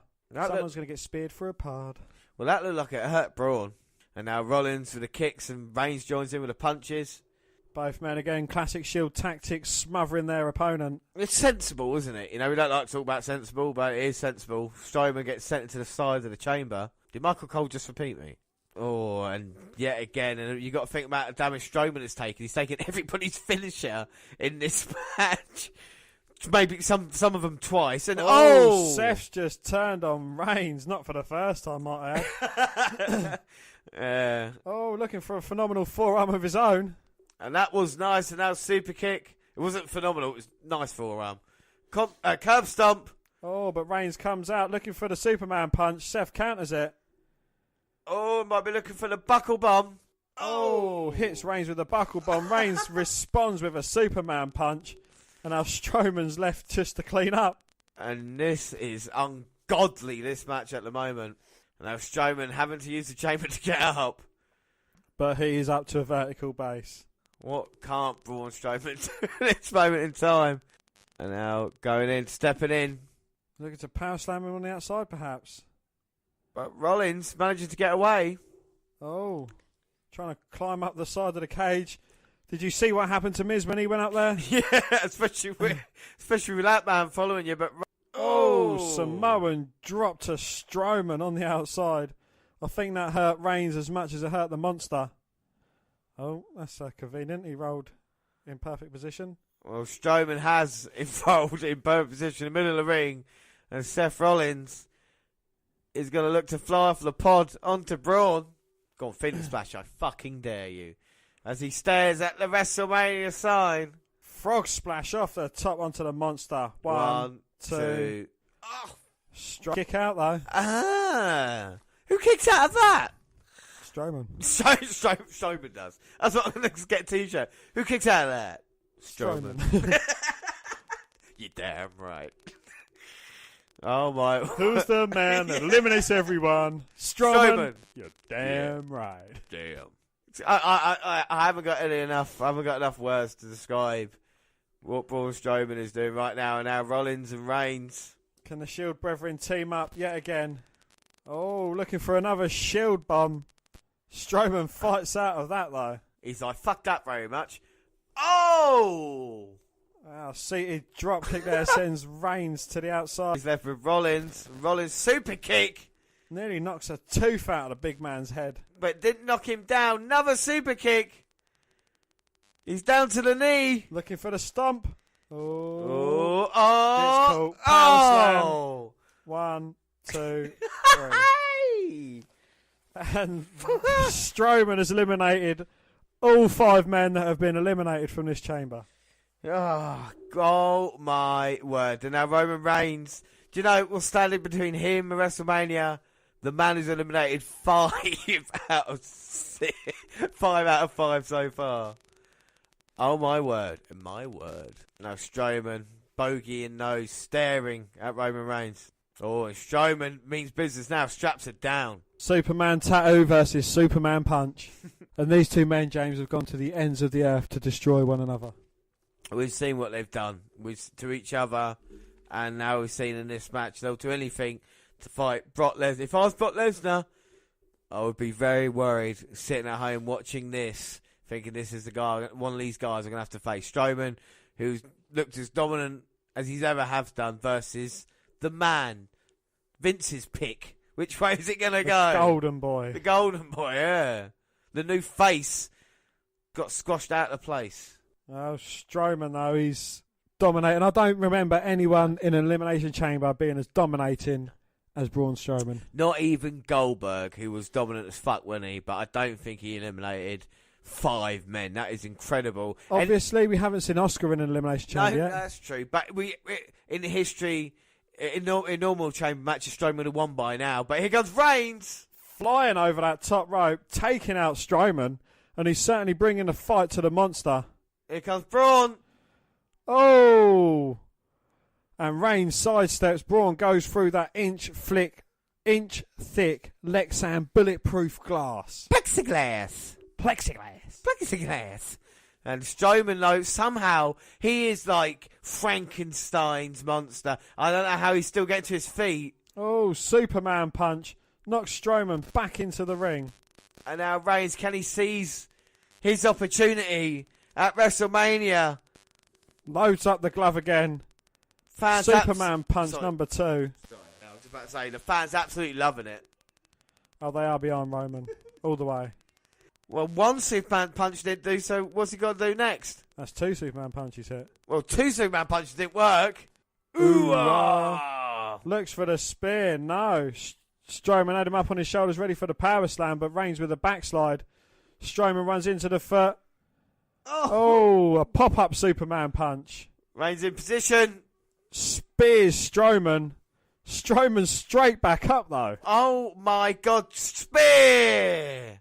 Second spear. 1, 2, 3. Wow. Well, Roman Reigns will be going to WrestleMania to fight Brock Lesnar's title, but he had to earn it here tonight, going against the man. Let's call this the Braun Strowman match, shall we? The Strowman Elimination Chamber. Whose match is... fuck me. I mean, you know, the women's match was good, and maybe in a minute I'll argue better, but I've not seen a man with so much destruction in this match than Braun Strowman. He absolutely dominated, and I really enjoyed this match. And chamber matches sometimes I get a bit bored with, but I think this had a little bit of everything to keep me entertained. And I've never seen anybody kick out so many finishers. And, you know, Reigns gets the victory, yes. We're not talking about Roman Reigns after this, are we? We're talking about Braun Strowman. Dan, it is, yeah, definitely all about Braun Strowman. I mean, Reigns beat the man who beat the men. Yeah, the women's chamber was very good. But this one, I feel it just flowed a bit better. You know, it was... I think this one was a lot more predictable, though, in what was going to happen. Yeah, I think that's the problem, and now we see it up in lights. Brock Lesnar, Reigns, they had that graphic ready, didn't they? But, yeah, I mean, I think the whole show, if we're talking about the show, I think it flowed well. But let's go back to the very start. And we'll talk about the... hang on a minute. Is he going to point and the fireworks go off like WrestleMania? So anyway, we go back to the start and the kickoff, which is all way a long time ago now. The Club versus Miztourage. What did you think of that? Oh, hang on a minute. Strowman just picked up Roman Reigns, power slams him, and he says, well, you're going against Roman Reigns. Take that with you. One more time. The fans asking for one more time. And you know Strowman loves to do what the fans ask. Well, Strowman now turned from a heel to a face. Second power slam to Reigns. Oh, and Strowman's not done there. Oh, for fuck's sake. Roman Reigns is getting a beating of his life here. Only 6 weeks away from WrestleMania. Uh-oh. Well, Strowman certainly left his mark on this match. Well, he's just sent Reigns through the same Lexane plexiglass as he did earlier. Strowman dominates here. All right, so let's wrap it up before we got Raw talk, of course.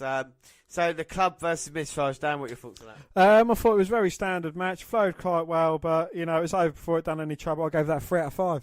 3 out of 5. I did get a 3 out of 5, but I knocked it down to 2.5 out of 5 because of what happened later on in the card.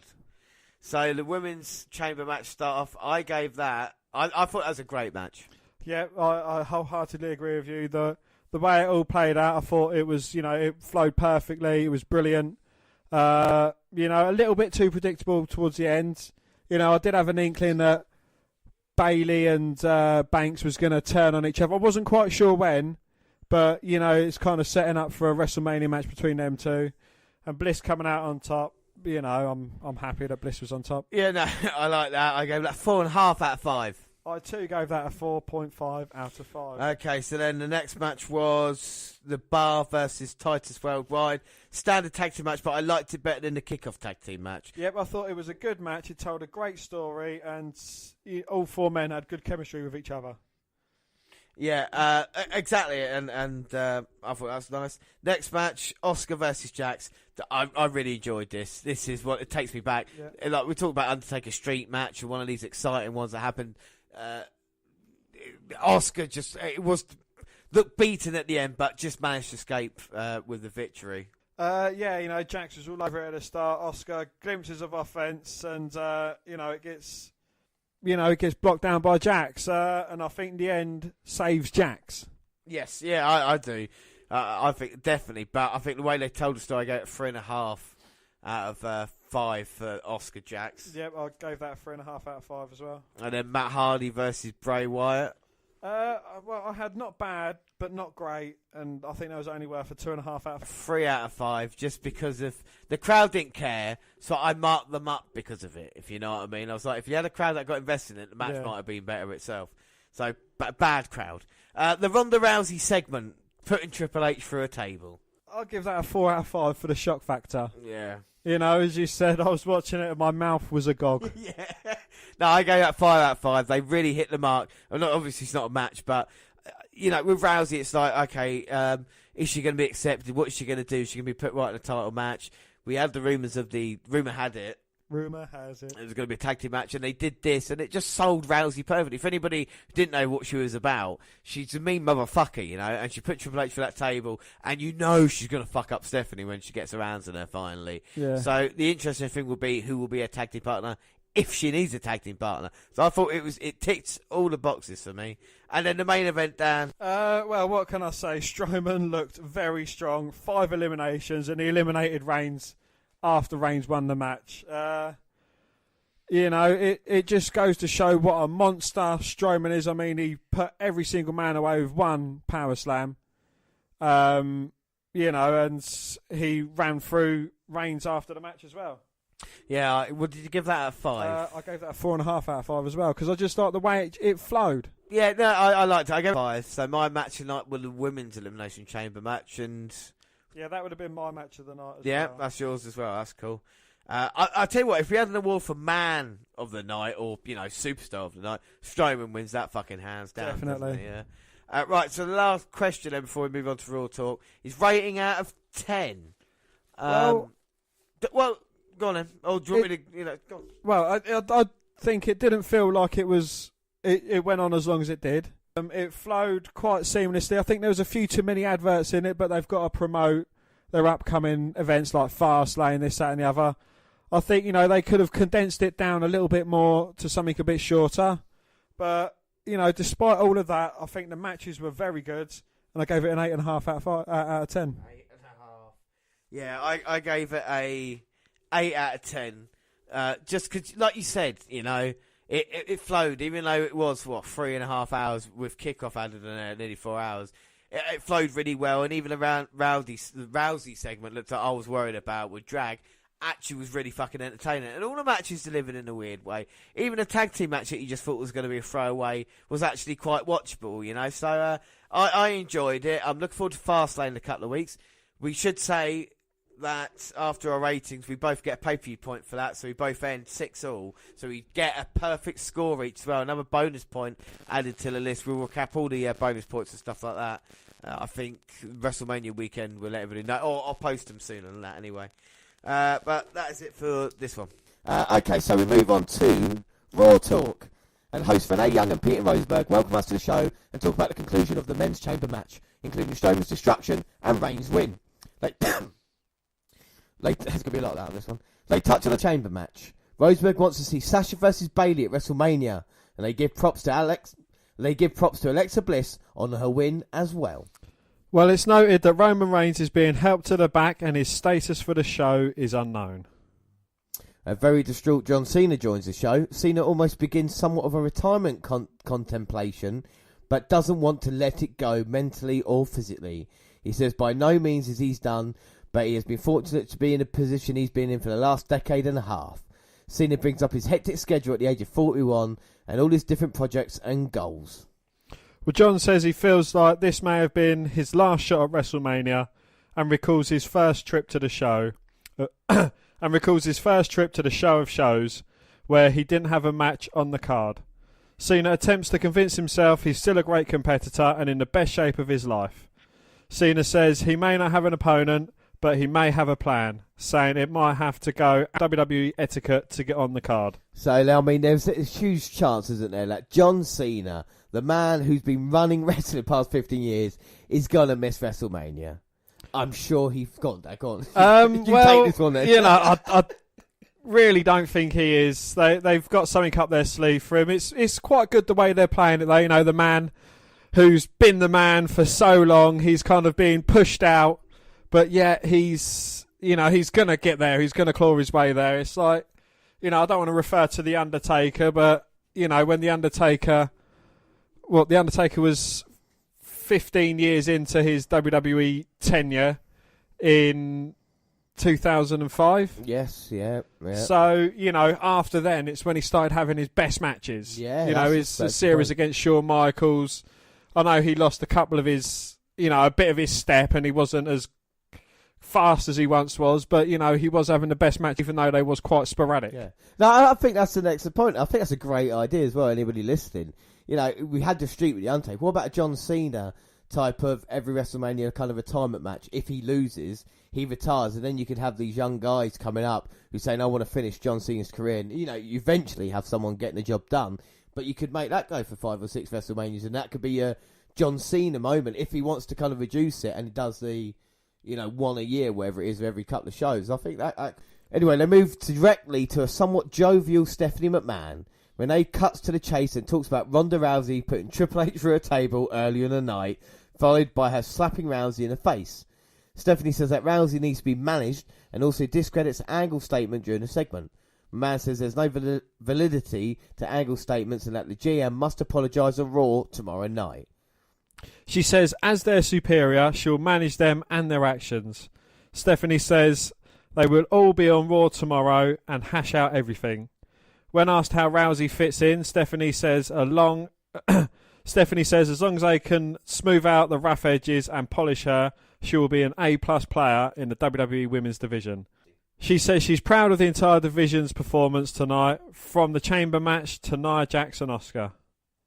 Well, Young and Rosenberg discuss the segment further and talk about how Kurt Angle fits into the fray.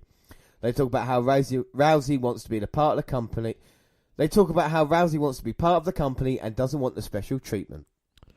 Reigns limps onto the set. He says he's mentally excited but physically hurting. Young brings up the rivalry between Reigns and Strowman, and Reigns puts over Strowman as a competitor. Reigns says he now has experience that will give him a better shot at Lesnar at Mania, and he says he'll be at Raw if Lesnar wants to confront him. Reigns talks about Paul Heyman doing Lesnar's bidding for him and for him to step aside and let the men handle it in the ring. He steals a line from the chubby Jewish man and says it's not a prediction but a spoiler that he will beat Lesnar for the Universal Championship at WrestleMania. And you'd be hard to argue against the man. If you go back to WrestleMania 31 a couple of years ago, Seth Rollins cashing in, costing Reigns the opportunity. There was no Money in the Bank this year. Will there be any more surprises? That's a possible question. But there's Raw talk back again. And it's kind of just wrapping up the show, and it's not too bad. We get a couple of things that we find out, tomorrow on Raw. We are going to have Ronda Rousey in the house and the Stephanie Triple H thing. But we are only now a few weeks away from wrestling. The build-up all starts, what matches will be confirmed for the show. And don't forget, we still got Fastlane coming out in a couple of weeks' time. And that, of course, when that's over and done with, then we will be on fully kind of focused on WrestleMania, and the card will take shape then. But I mean, after the Chamber match, after the Chamber pay-per-view, I've been impressed, and I think it's been quite a good night. But now you will hear from us. You will hear from us next when we talk about the Raw results. In one of the most surprising Hall of Fame announcements, WWE Today announced that Jeff Jarrett has been selected to be part of the 2018 class, marking his first connection with WWE since '99. Jeff Jarrett started his WWE career in August 1992. Jeff Jarrett started his WWE career. Jeff Jarrett started his WWE career in August 1992, where he had a run of 4 years, including winning the Intercontinental title. In '96, he left WWE to go to WCW, but his first run there only lasted a year and returned to WWE in October '97. Well, his second WWE run was his first, winning different titles, including tag team ones with the late Owen Hart. He left in '99 to join WCW again, but his departure from the company turned ugly. Jarrett was supposed to drop his IC title to China at No Mercy that year, but his contract expired the day before the pay-per-view, and he extorted Vince McMahon for $300,000 in order to wrestle and drop the title. Well, Jarrett returned to WCW in October 1999 and stayed there until the company was bought by WWE in 2001. He's not picked up by WWE, and on the simulcast episode of Raw and Nitro, Vince McMahon mocked Jarrett on live TV, saying that Jarrett would be gone. Well, in June 2002, Jeff Jarrett launched Total Nonstop Action Wrestling with his father to compete with WWE. He eventually sold the company to Dixie Carter, and in December 2013, he resigned from his position within the company, but remained a minority shareholder.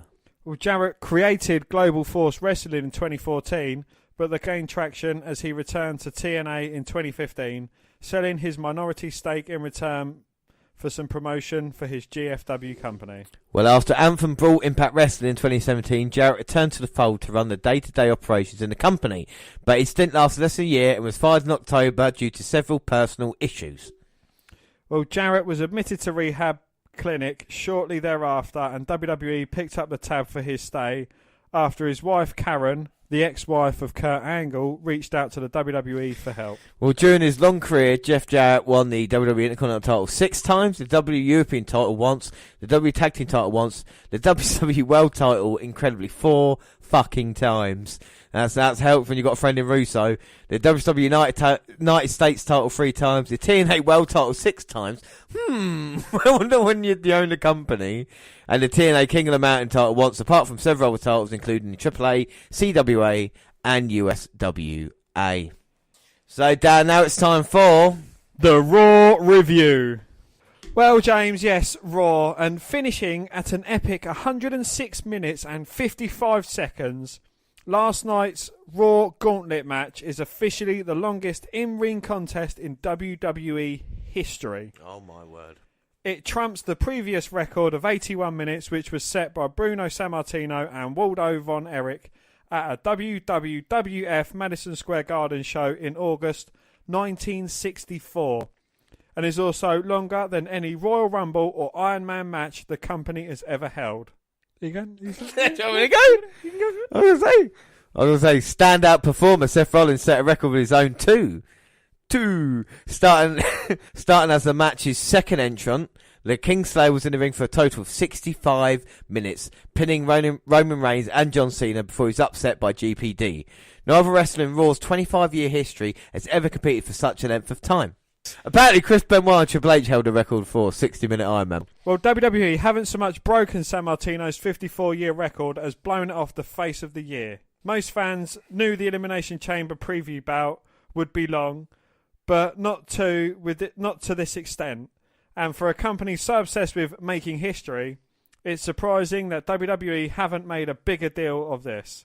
Still, it was a fantastic match from start to finish and did plenty to whet fans' appetites ahead of Sunday's. Okay, so Dan, what are your thoughts on the match? And just do your normal Raw. I know the match was the first 2 hours, but... Well, it was, of course, as you know, Roman Reigns versus Seth Rollins versus John Cena versus Elias versus Finn Balor versus The Miz versus Braun Strowman in a gauntlet-style match. Roman Reigns and Seth Rollins started off the match. They had a great match between the two. Seth Rollins pinning Roman Reigns as clean as you like. The fans chanted, "We want Ambrose," as the first match was going on, which is, obviously... Yeah, that's fair enough, yeah. At least he's not forgotten.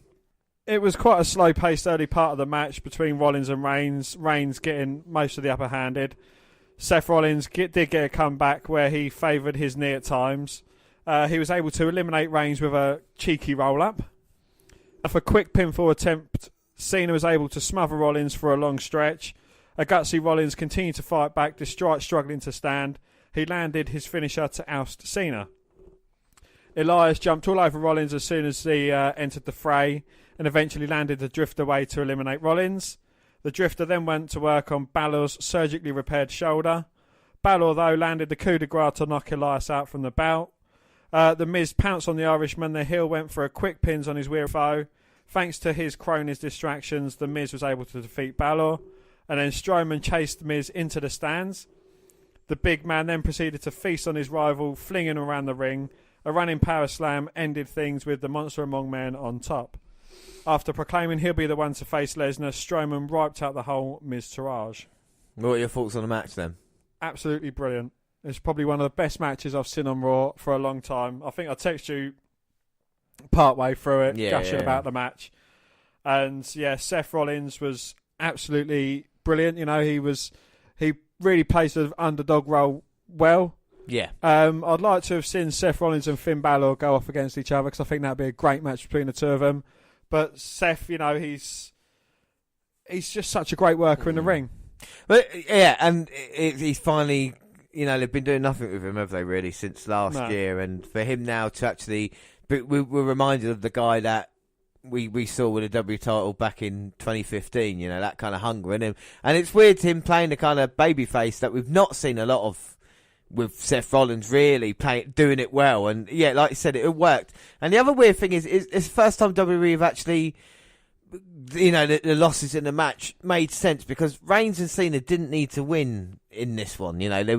Nothing was taken away from them in defeat, and everybody had their moments. We had the Rollins moment that we had up to that point, and then of course GPD getting the victory over that, Balor then beating him, Miz of course, and then Strowman at the end. So like I said, I was really surprised they did the match, but it really worked well.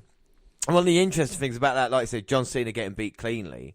There is, if you need any more evidence that John Cena was being the most protected performer in WWE for the past decade or so, all you had to do was check out this story that we've just listed. It lists every clean pinfall lost in a single match the one time it's taken since 2007. So the last time Cena's lost to Rollins with the first clean pinfall loss on Monday Night Raw since October 19th, 2009. So nearly 9 years ago. Since then, all of Cena's clean singles matches lost have been saved for pay-per-views, such as SummerSlam, WrestleMania, or SmackDown. He lost to Ambrose and Nakamura. But let's go through the list. Oh, by the way, do you know who beat him in 2009, Dan? Oh, it wouldn't be anyone. It would be a young upstart, trying to make his name in the business by beating one of the best. Yes, of course, it is the young Triple H, who, even though it took 3 pedigrees, still beat him. So here's the list of clean single match pinfall losses since 2007. Shawn Michaels on Raw 2007. The Great Khali, Saturday Night's Main Event 2007. Triple H, Night of Champions 2008. Batista, SummerSlam 2008. The Big Show, Raw 2009. Triple H, Raw 2009. The Rock at WrestleMania 2012. That's 3 years that he didn't have a clean loss. And then a year later, Daniel Bryan, SummerSlam 2013. And then a year later, Brock Lesnar at SummerSlam 2014. Kevin Owens, Elimination Chamber 2015. Alberto Del Rio, Hell in a Cell 2015. AJ Styles, SummerSlam 2016. Dean Ambrose, SmackDown 2016. And Shinsuke fucking Nakamura, SmackDown 2017. Roman Reigns at No Mercy 2017. And Seth Rollins at Raw 2018. Well, now, you might be asking yourself, when was the last time John Cena had a clean loss via submission? Well, you might assume that the answer is never, as in never give up, but actually Cena has tapped a whopping 3 times in his career. Here is the very short list. So Kurt Angle, No Mercy 2003. Chris Benoit, SmackDown 2003. And Kurt Angle, No Way Out 2004. All before he turned into Super John Cena. That was during the Dr. Thugonomic days. You know, one thing I've noticed, though, What? that who's on that list of clean single matches? Who? No Bobby Roode.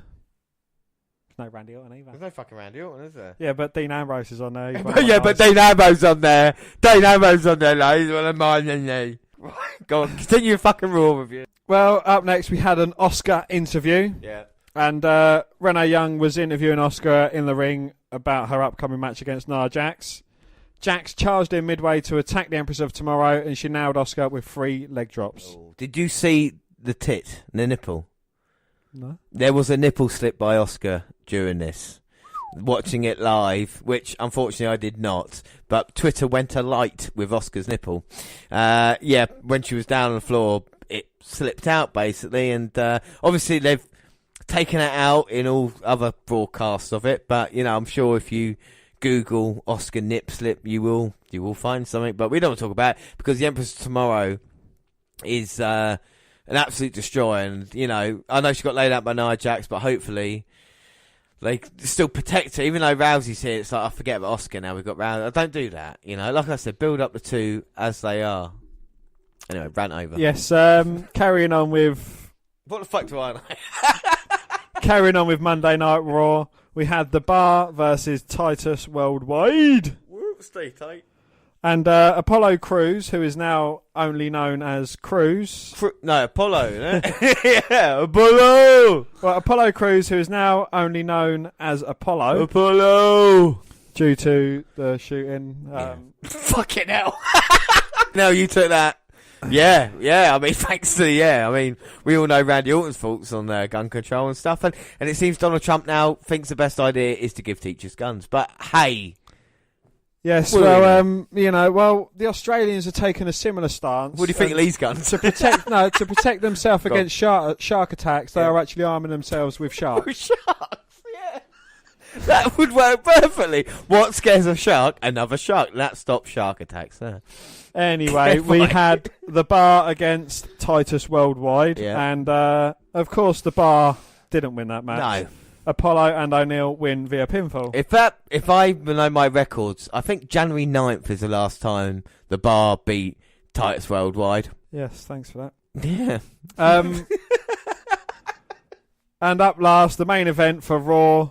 It wasn't the match that kicked us off. It was the 6-women tag team match, and that was Sasha Banks and Bayley versus Alexa Bliss, Sonya Deville, and Mandy Rose. Mm-hmm. We saw Bray and Matt bickering in dual tape promos before the women stepped into the ring, but once the bell rang, Bliss avoided taking on James. She let Absolution do the fighting for her in the early going. An aggressive Bayley led a rally, but the heels continued to dominate. What's that, my love? James knocked some heads around while keeping her eye on Bliss. The Raw Women's Champ and Absolution eventually took over. It took a hot tag and a bank statement from Banks to nab the win for the baby faces. Absolution wiped out Bayley and Banks after the loss. The group moved on to Bliss, who avoided a beatdown thanks to an assist from Mickie James. So now Bliss and James kind of formed back together then, I suppose. You know, might help her out at the Chamber. Indeed, yes. The gauntlet match was brilliant. It was, you know, a 5-star match for me, in my opinion. Yeah. It's going to take a lot to do that at Elimination Chamber. You know, just the way it flowed, it was just absolutely brilliant. Yeah, exactly. Yeah, the actual match will not be as good as what we've just seen here, you know. But you were talking, we talked about Cena's facts. You had some Bliss facts, didn't you? Well, the numbers show how much WWE believes in Alexa Bliss. And there haven't been many people to come into WWE like Little Miss Bliss, and there's going to be no one else like her because she is certainly one of a kind. Mandy absolutely Rose. Gorgeous. Sorry, what? Stunning, Liv sexy, Morgan. What? Fit as fuck. And she's just cute as a button. Yeah, Liv Morgan. Yeah. But people only saw a glimpse of Bliss's wrestling in NXT as she transformed from a pixie dust blowing blue fairy, just like James I beg your pardon. Yeah. to the 5 feet of fury as a manager. But the WWE Performance Center certainly transformed her into an incredible talent. Since Bliss debuted on SmackDown Live in 2006, if there was a SmackDown Women's title match on pay-per-view, hang on. Yeah, since Bliss debuted on SmackDown Live in 2006, if there was a SmackDown Women's title match on a pay-per-view, then she was in the match. The trend carried on to Raw, where she was drafted over there as well, because every time the Raw Women's title had been defended on pay-per-view, she has been part of the match as well. Oh. Thanks to the fine folks at Reddit for pointing this out to me. Bliss was performing more often than not, and if she was then, it was probably a championship match. She even appeared in a marquee role at Survivor Series where her title wasn't on the line. The Total Divas star would have most likely defended her title at the Royal Rumble as well, but they didn't have enough women to spare a challenger for her. Besides, they needed Bliss and Charlotte to sit beside the ring and prepare for Ronda Rousey's big debut. If she can keep her Raw Women's title through Elimination Chamber, then Alexa Bliss might be walking into a second WrestleMania row with a championship title. Not bad for a girl who never held the NXT Women's title while in developmental. So what is the record there then, Dan? What's the list? Well, Bliss debuted on SmackDown in 2016. From the creation of that belt, though her brand switched to Raw, if the title show she was on was being defended at a pay-per-view, the match involved Bliss. So at Backlash 2016, Bliss lost back in a six-pack challenge to crown the inaugural champion. No Mercy 2016, the title was not defended. Survivor Series 2016, title not defended. TLC 2016, Bliss defeats Becky Lynch to become champion. At Royal Rumble 2016, the title was not defended. Elimination Chamber 2017, Naomi defeated Alexa Bliss. WrestleMania 33, Naomi defeated Bliss in a six-pack challenge. She switched to Raw. Payback 2017, she defeats Bayley. Extreme Rules 2017, she defeats Bayley. Great Balls of Fire 2017, Sasha Banks defeats Bliss by countout. SummerSlam 2017, Sasha Banks defeats Bliss. At No Mercy 2017, Bliss won a fatal five-way for the title. TLC 2017, she defeats Mickie James. At Survivor Series 2017, Charlotte defeats Bliss. At Royal Rumble 28, defended. And at Elimination Chamber 2018, Bliss to defend in the chamber. Christ, so I think Bliss does deserve to hold the title through WrestleMania, though. Do you know what I mean? To have that kind of thing, and then they can move on. I can't believe how well Bliss has done in the WWE. You know, it's been it's good to see given a chance, and she's grown into the role. Don't get me wrong, she wasn't maybe ready when she got called up from NXT. But down aside, you know, I'm a huge fan of Bliss and the work she does. Are you trying to hit on my wife? I'm not. Chill. The whole show, Orton versus Bobby Roode, I don't think we'd have been interested in anyway. And this is the problem. Raw gives us something different. And do you know who's responsible for that idea on Raw?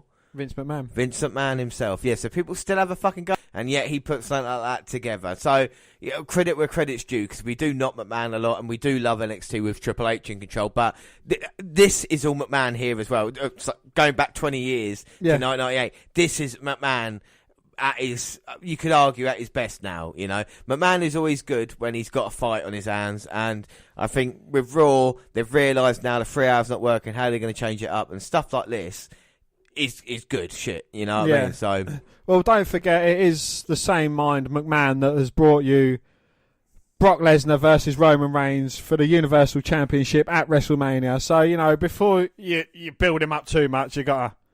But he is bringing you AJ Styles versus Shinsuke Nakamura as well. So... Yes, but he's also bringing you Roman Reigns winning an Elimination Chamber. Yes, but he's also bringing you Alexa Bliss winning an Elimination Chamber, so... But he's also bringing us... Bobby Roode losing to Randy Orton. No, he's not. So, you know. Well, as long as they use Drew McIntyre right, I'll still be a fan of the WWE. But tell you what, if you don't get Punk back and you don't sort the Shield out the way they are, then I ain't going to be happy. All right, Dan, so now it's time for... the Raw Review. Take it away. We start off Raw as we should every week on Raw, and that's with Alexa Bliss. And she was accompanied by Mickie James... Yeah, well, Bliss complimented James on her showing at Elimination Chamber and admitted that she's learnt a great deal from the 6-time women's champion. She proceeded to run she defeated at pay-per-view before turning her attention to Asuka. She vowed to become the first woman to beat her at WrestleMania, but before she could continue, guess who showed up? Asuka. Oh. Well, Bliss brought up Nia Jax and her performance against Asuka. I think she was a slight bit racist, because she said, I know you have trouble understanding me, so I'm going to talk slowly. And she kind of talked down to her and insinuating the irresistible force deserves to be in the WrestleMania match. This brought Jax out and incited a brawl featuring the top 6. This brought out Jax and then incited a brawl featuring the 6 top female stars on Raw. Obviously, including Bayley and Banks as well. So that kind of puts us immediately into our first match, and that's Sasha Banks, Bayley and Asuka versus Nia Jax, Mickie James and Alexa Bliss. Before we go on to that match, let's just say, are you surprised that Asuka's not actually announced who she's going to be fighting at WrestleMania yet? You know, are they dragging it out a little bit now? They are. Well, you know, are they trying to keep us on suspense? Do they not want to show all their cards straight away?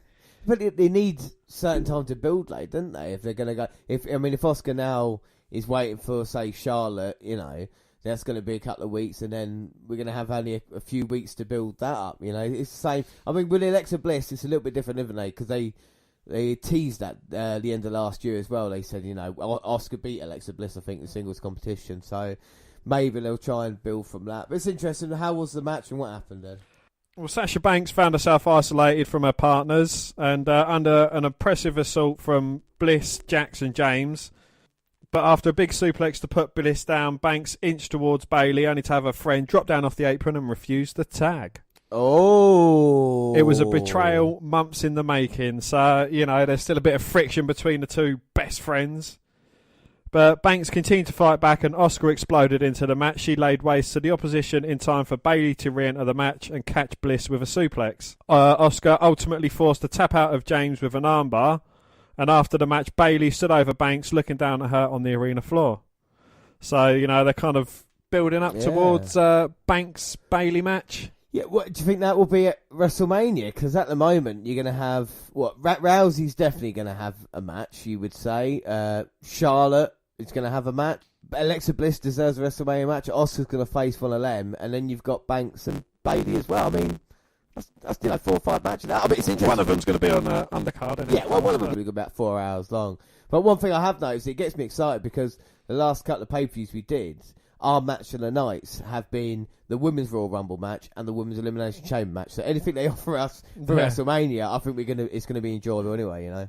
Most definitely, yeah. But up next, we had John Cena. I mean, you know, we spoke about him on Raw Talk after the Elimination Chamber being quite emotional, saying it was probably his last shot.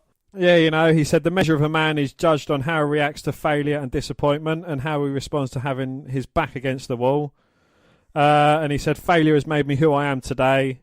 And you can either stay down or you can get up. And tonight he's doing something he should have done a long time ago.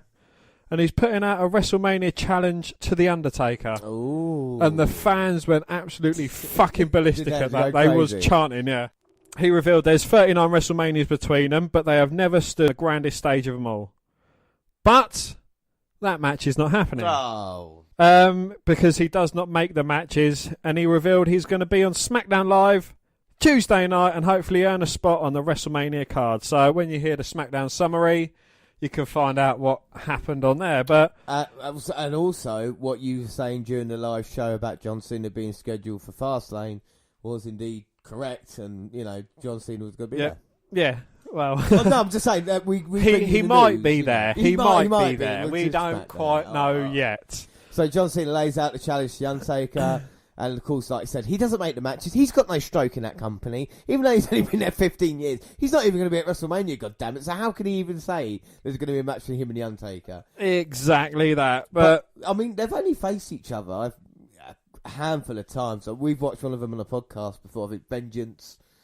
I want to say 2003, but apart from that, there's not been any real high-profile matches between two. So it would be exciting to see, you know. But it ain't happening. But it was a very good segment, you know. Cena, I think he's a brilliant talker on the mic. He's, you know, he does what he does well. Well, there's someone that really impressed me on Raw, but we're going to get onto that in a little bit.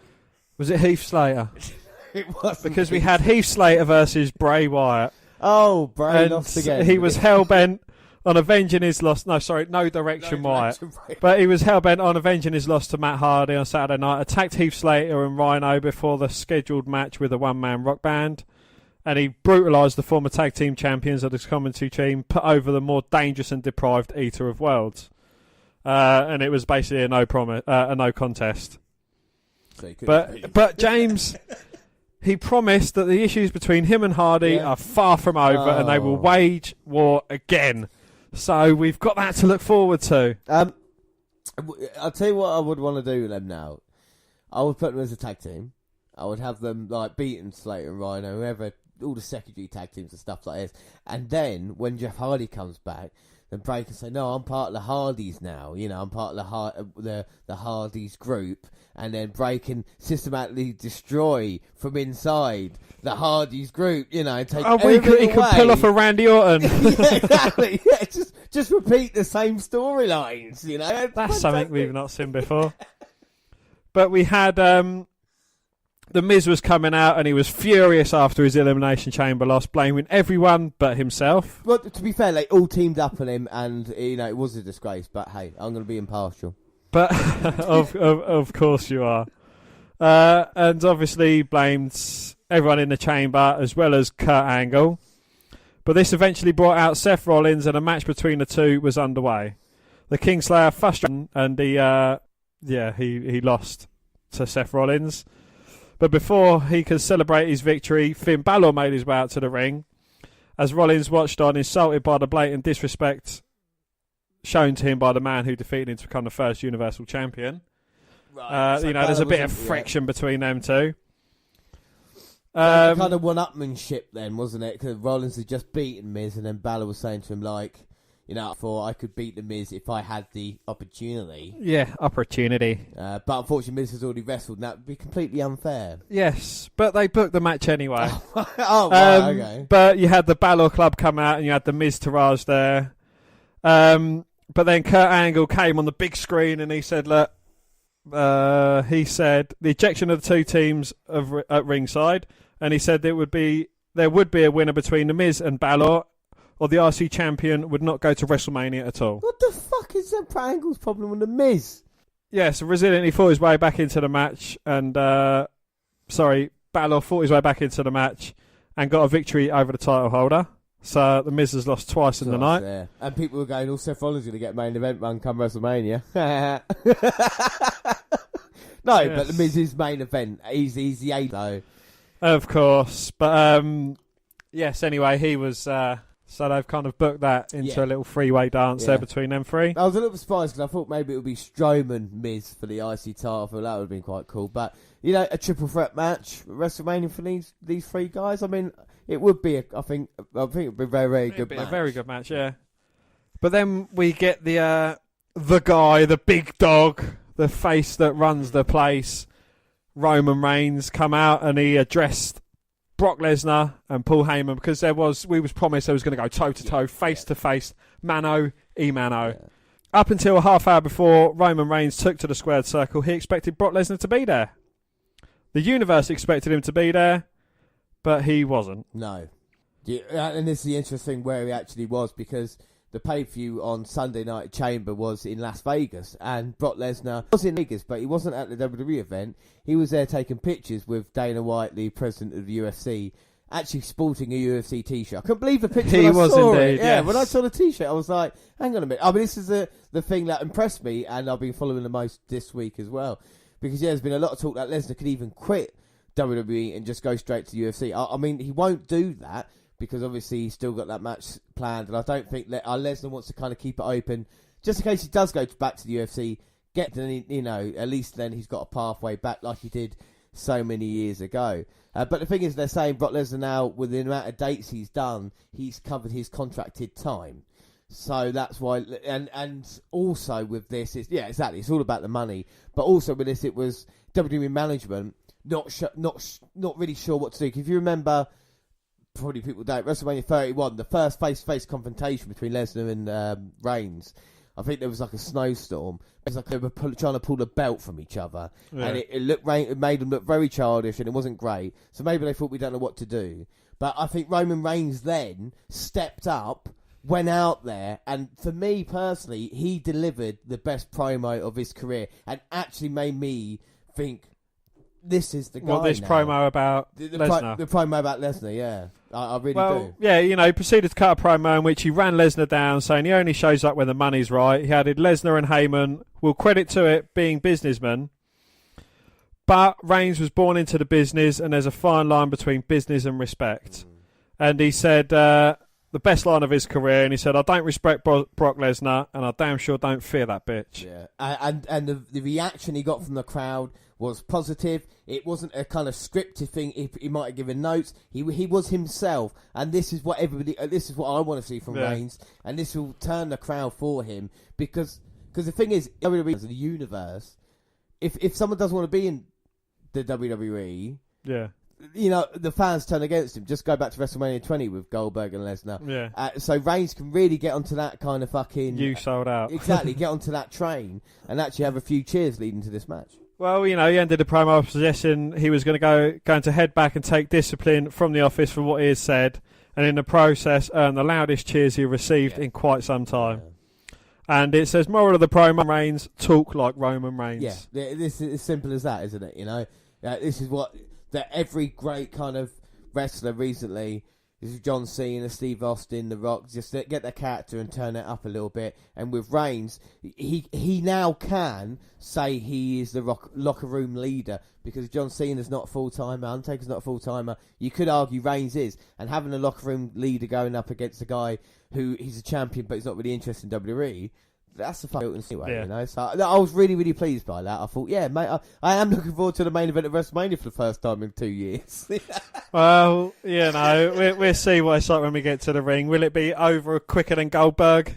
There's a chance now, isn't there? You know, it could. You know, Reigns comes out of nowhere with a spear. It could spear, do that. spear, Superman punch, spear, Superman punch, Superman punch, Superman punch, suplex. It depends on what Lesnar wants to do. You know, and this is the thing. If I got a feeling that not likes Reigns, but you know, I think he'll There's do a bit of respect there. A bit of respect there, yeah? And also with Reigns, I think he can not handle himself against Lesnar because that's a bit wrong. But like you say, it's even match up. Be interesting to see if Lesnar wants to shoot on Reigns. Reigns would be like Superman punch, Lesnar would be like Kimura, you know. But anyway, well, if he hits him cleanly with a Superman punch, he might actually get some comeuppance for it, just like Strowman did. It's like Lesnar don't care how big you are.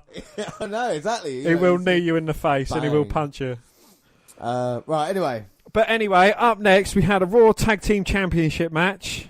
And it was The Bar versus someone different. Is it someone different? Titus Worldwide. Yes, someone given an opportunity. Woo! But in this time, it was a 2 out of 3 falls match. Oh, so that would mean at least Titus Worldwide would be able to get a fall and give him some credibility as a tag team. Well, O'Neil got flattened with a bro kick to score the first fall of the match. Yep. And it continued with several dramatic near falls between the two teams. And in the end, the experience of the champions played the determining factor as Sheamus disposed of O'Neil on the arena floor and then joined Cesaro for a double team finisher that spelled the end for Apollo. Oh, well, they beat him 2 falls. 2-0. Well, for fuck's sake.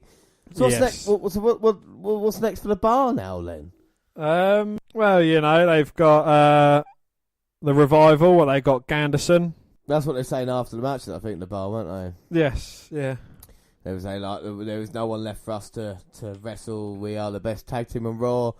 Yeah, I think they should just, you know, be a part of the Andre Giant Memorial Battle Royal then if there's nothing to do. Indeed, Usos yes. have done it before, haven't they? So. Yeah. Well, I think it's the main event. But, well, the main event match. And it was, again, another match we haven't seen in a while, and that was Braun Strowman versus the GPD. Right, okay. And obviously, after Strowman pinned Elias in the Elimination Chamber, 2 weeks after smashing a base over his back. Do you know they're selling pieces of that base now? WWE, they're so fucking clever, aren't they? And people, marks are going to buy it as well. They certainly are. But the Monster Among Men obviously overwhelmed the GPD, punishing with his power advantage. Everything Elias has tried was met with fury. That was until Elias got the dreaded fire extinguisher, and we know how dangerous they are. Yeah. And he sprayed it in his opponent's eyes. Elias attempted an attack with a weapon, but Strowman regained control of the situation. And it spilled into where Strowman appeared poised to slam Elias through the announce table. But GPD managed to get free and ran away, leaving Strowman to yell, "I'm not finished with you yet." And Braun Strowman won by, obviously, disqualification. Yeah. I'm a bit surprised by, like, you know, if they do have WrestleMania match now, then I wanted GPD to have, like, a Mania moment and have a victory, you know? And with Strowman, I don't think that's going to happen. It might be cool if, like, with Strowman, there's like a little red herring here, and you think it's going to be GPD, but in actual fact, he's going to be put into the tag team match with Ronda Rousey or something like that, you know? Like, there could be a possibility of that. But are you excited about GPD and Strowman? Not really, no. No, it's not. I know they're trying to turn Strowman face now, but it's like... But then I don't know who I would be... No disrespect to Strowman, but I don't know who I would be excited about because we've got no legitimate beasts left for him to conquer. Yeah, that's true, yeah. You know, at least with the build-up from Kane, we know what he's done in the past. Obviously, we're watching him through the Attitude Era. But, you know, it's kind of... Well, what direction now? Well, this is the thing, and we talk about him earlier in the Undertaker, talk about 15 years in. Well, when he was 5 years in, like you said, there was no really monsters. He'd King Kong Bundy, like A.K.A. Mark Henry or something like this, you know. Yeah, he'd beaten all the big guys, and it was like, well, what do we do now? You know, we got to a point, and then they brought in Mankind, someone that wasn't like as physically imposing, but mentally got inside the Undertaker's head. And maybe with Strowman, you need that kind of person. I don't know who it could be. I would say Bray Wyatt. I was just about to say whose name was on the tip of my tongue. But then I don't know if he could, you know, someone to get in and playing the mind games with Strowman and then try and do that. But I don't know if WWE's got the patience. They'd rather have Strowman just going out there, roar, and then destroying shit. But then, you know, again with the Bray Wyatt, they could work it into the angle that he was part of the Wyatt family. You know, and kind of play that, say, you know, look, I controlled you once before, I can control you again, and kind of like, I don't know, he's drawn Strowman into a bit of a spell, so to speak. I know it's a bit Papa Shango Ultimate Warrior-ish. If they care for Bray and Braun, this is something they would do, but I'm not really sure. But what was the closing angle of Raw? Well, funny you should mention it, because Angle was involved, but... as we know, Ronda Rousey put Triple H for a table and endured a slap from Stephanie McMahon at Elimination Chamber. But she was ready, Monday, she was ready to demolish the $1 billion princess after she insinuated the authority owns Rousey by way of her signed contract. Well, Rousey was ready to destroy Stephanie when Angle, voicing his desire to keep his job as GM, admitted that he lied about Triple H and Stephanie's true intentions with Rousey. Rousey appeared to understand Angle's position but demanded an apology from Stephanie or, and I quote, she would rip her arm out of its socket. Hit her over the head with it. And Stephanie, it was quite comical because she went face to face with Ronda Rousey. She was like, I'm sorry, I'm so sorry, I'm really sorry, I didn't mean it, I'm sorry. And she's actually like, you know, showed a lot of fear towards her. And Stephanie apologised as the authority left the ring. But not before Triple H caught Angle with a cheap shot. No. And Rousey was, you know, she was down with Angle as he was struggling to get to his feet and that. So, yeah. Yeah, not as exciting as the previous night's, segment on at the Chamber. But again, they're just now moving forward with this, aren't they? Kurt Angle now is obviously going to be part of the match. I would love it if, in fact, like I say, Kurt Angle can't make it.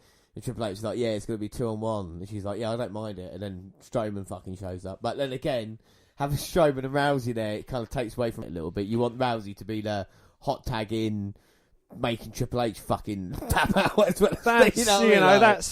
That's the kind of thing I'd like to see. But, you know, Rousey against Stephanie, really? No, I don't. Is it something you'd want to see? I don't want Stephanie having any kind of offense against Rousey in that match. Unless it's... Yeah, I don't want to see it. I actually don't want to see it. You know. And again, you know, no disrespect to Triple H and Angle, but they're hardly in their peak, and their prime. You know, they're kind of a bit over the hill. Yeah. I did watch a video on Twitter of Triple H going through his workout, and you know, he still does his thing, but.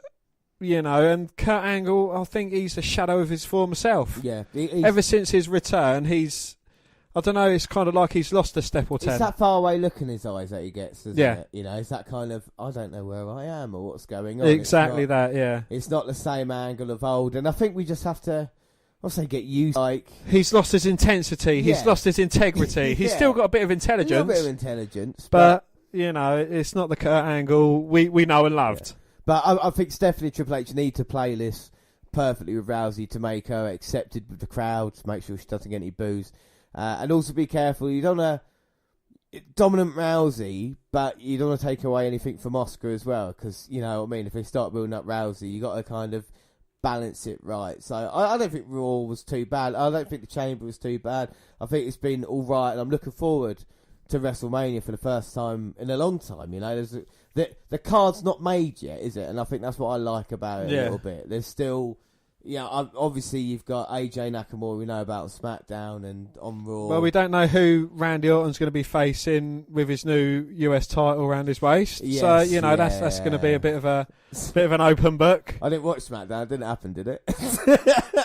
Nah. But there's excitement there. But that's it from Raw. And what we're going to do quickly, because obviously we've just done Raw, is wrap up the week by finishing with the SmackDown summary. All right, so take it away. Well, from what he was saying on Raw, John Cena did show up at SmackDown. He was on the blue brand, and he opened with a speech about getting on a WrestleMania card. And he said he wanted to be part of the Fatal 5-Way WWE Championship match at Fastlane and would do whatever he needed opportunity. Well, Shane came down and he hesitated about giving the 16-time world champ his wish until Daniel Bryan came down to announce that Cena would get into the WWE title bout if he beat Styles. Oh, that's a big match then booked for tonight's SmackDown. So you still got this kind of Bryan and Shane shenanigans with... Well, Daniel's vegan, but he eats brie every night. Hey, thank you very much. That's the cleverest joke we've had on the podcast. I'll hang you.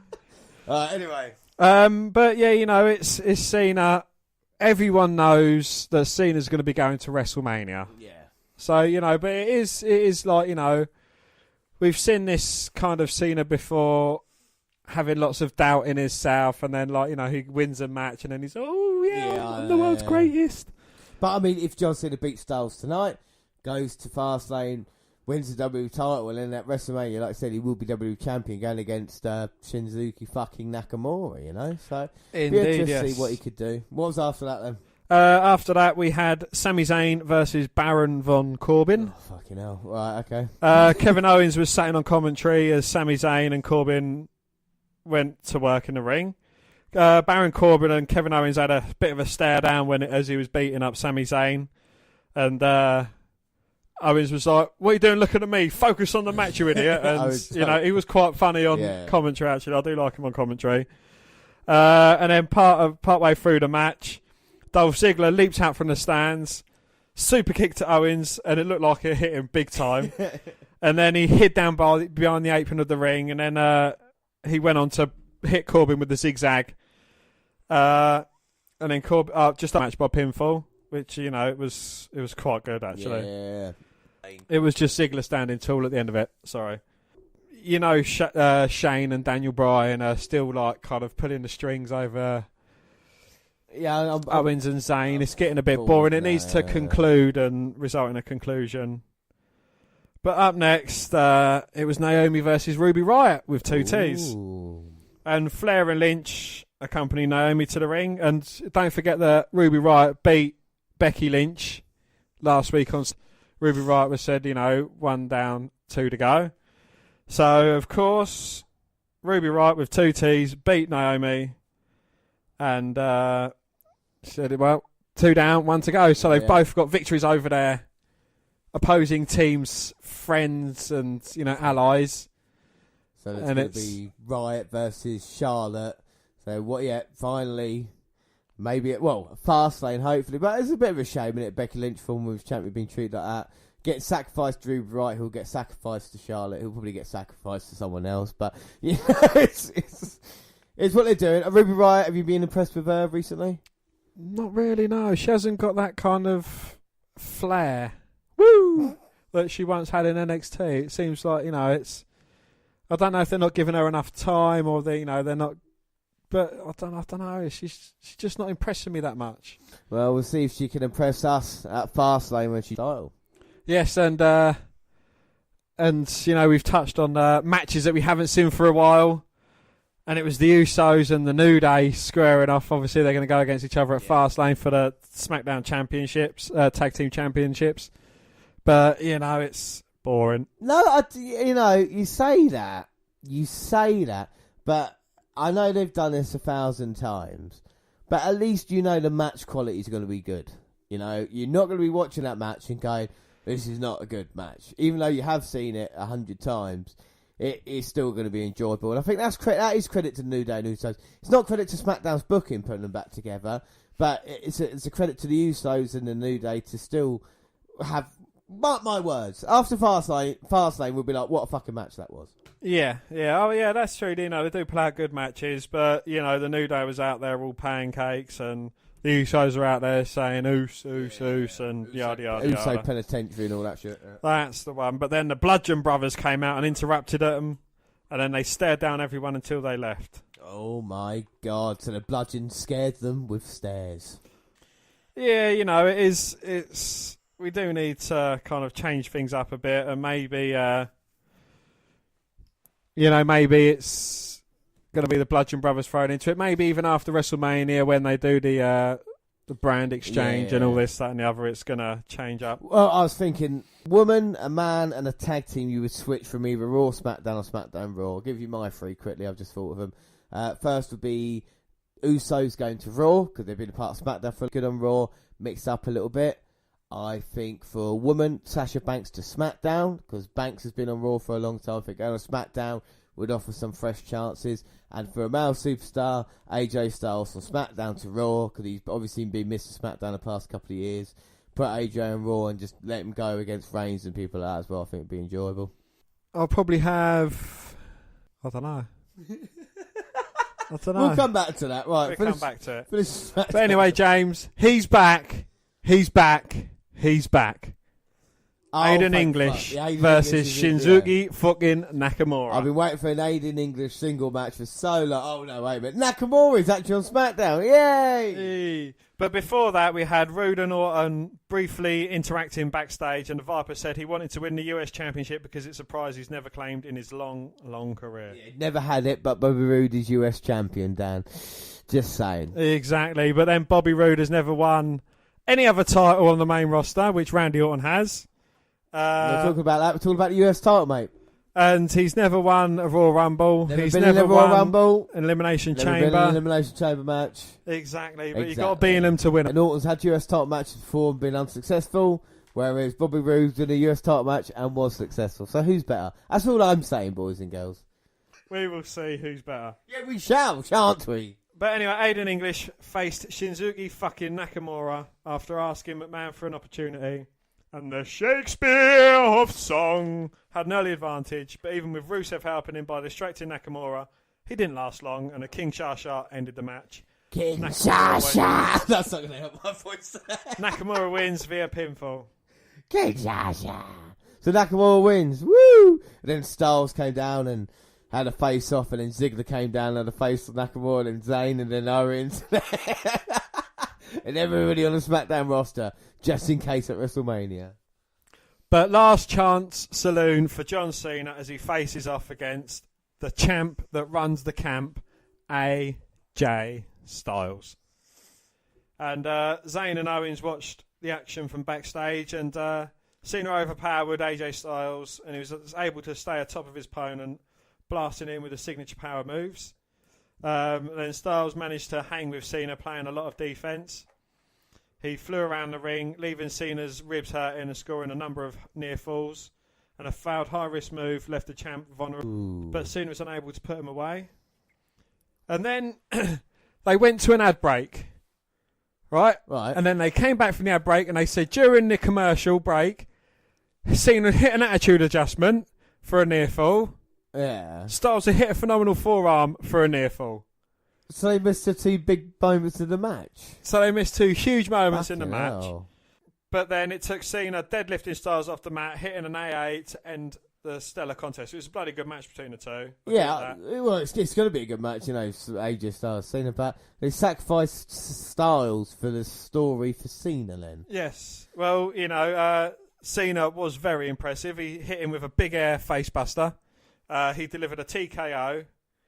and Cena managed to kick out of the Styles Clash, and Styles kicked out of the AA. So, you know, they're still kind of lifting Styles up a bit. And then Cena did smash Styles through the announce table with the AA. And, well, what happened was Cena was down on the outside after trying to shoulder barge Styles into the steps, but Styles moved out of the way. Cena hit the steps. But Styles was like, no, I'm not going to finish it like this. You know, he climbed back in the ring, broke the 10 count, came out outside. And then Cena hit the AA, went into the ring and said, yeah, count him. Cena was willing to do it that way. But, you know, it was a bloody good match. And then after the... and it says, you know, in the synopsis of this, you know, 2 false finishes happened during a commercial break, hurting the dramatic nature of each moment. Yeah. And... That's quite weird to happen because usually they plan it so well. Yeah. They know what's going to happen in a commercial break. Maybe it was just either running over time or a certain point. Because, you know, with adverts, it's not like you can just go advert. It cuts straight into it, you know. So this is why you have to kind of be on point. But... Yeah, but 2 wrestlers intelligent as Cena and Styles, you know, they would have thought, you know, we'd do some smaller moves there. And then especially with the referee and the production team, you know, at the back, they should be able to relay that information. Exactly, but, you know, we didn't miss it too much. No. But, moments later, Corbin, Zayn, Owens ganged up on the 2 combatants. Ziggler followed, super kicking the shit out of everyone. But it was Cena that landed the last blow in the brawl before SmackDown went off the air. So Cena stood tall after beating Styles with a pinfall and basically clearing the ring of everyone. Yeah, so the man who's got no pull at all in the company, who can't book a match for against The Undertaker at WrestleMania, can go from Raw or SmackDown and get given an opportunity for the WWE title after just one match. So that's the Cena story. We will see him at Fastlane in a couple of weeks. Will we see him at WrestleMania? That is the £1 million question. Well, it all ended up about Cena in that one, didn't it? That week was all about John Cena. It was all about JC. So what was better this week? Was it Raw or SmackDown? I think it was Raw. Yeah, they had some very good matches. You know, aside from the replay matches between the Bar and Titus Worldwide. Well, yeah, but that's happening everywhere, isn't it? Like, say, the thing. No, you know, those both enjoyable. I think I was more engrossed in Raw than I was SmackDown, though. That's good then. So we will see. I think Fastlane is just getting in the way a little bit of WrestleMania now. I don't think we needed Fastlane. They could have had the 6-pack challenge on an episode of SmackDown and wouldn't really made a difference, you know what I mean? Like, if they wanted to do that. But anyway, we have got Fastlane. That's the next WWE pay-per-view we have got. Next time we are with you is, of course, on Wednesday, where we'll be bringing you the podcast extra of the mixed match... Fuck me. We'll be bringing you the podcast extra of the mixed match challenge. And of course, like I say, that's on Wednesday. But Dan, anything else about this show? No, you know, I've as we say, I thoroughly enjoyed Elimination Chamber, as did you. And, you know, the Raw after it is kind of... It's not solved anything, but it's pushing everything towards WrestleMania. And I look forward to Fastlane. Yeah, exactly. So that is it. Don't forget, you can follow us on Twitter at WWE Network Review or at Vince McDan WWE. I'm at J_Rollins. We've also got a friend on Twitter. Yes, we have, and it's Mini Chris Benoit, and he's just trying to make the world a better place, and you can follow him at Mini Chris Benoit. Of course, all the Google platforms, WWE Network Review on Google+. Send us an email at WNRpodcast@gmail.com. We're also on Facebook. Yes, Facebook. Come and find our page and give us a like with the WWE Network Review podcast, or you can come and find me and add me as a friend. I am Vince McDan. Don't forget to subscribe to our YouTube channel, WWE Network Review Podcast. We've got clips going up daily. Podcasts go at the same time there. Do other places like SoundCloud. On your phone. We're also on, we've got our live shows April 7th and April 8th. Stitcher Radio and iTunes, where you can download, subscribe, rate and review there. But that is it. Like I say, podcast extra on Wednesday. It is the first 6 of the Mixed Match Challenge. But until then, I have been James Rollins, and as always joined by Dan White. Thanks for listening, everybody, and bye. Bye.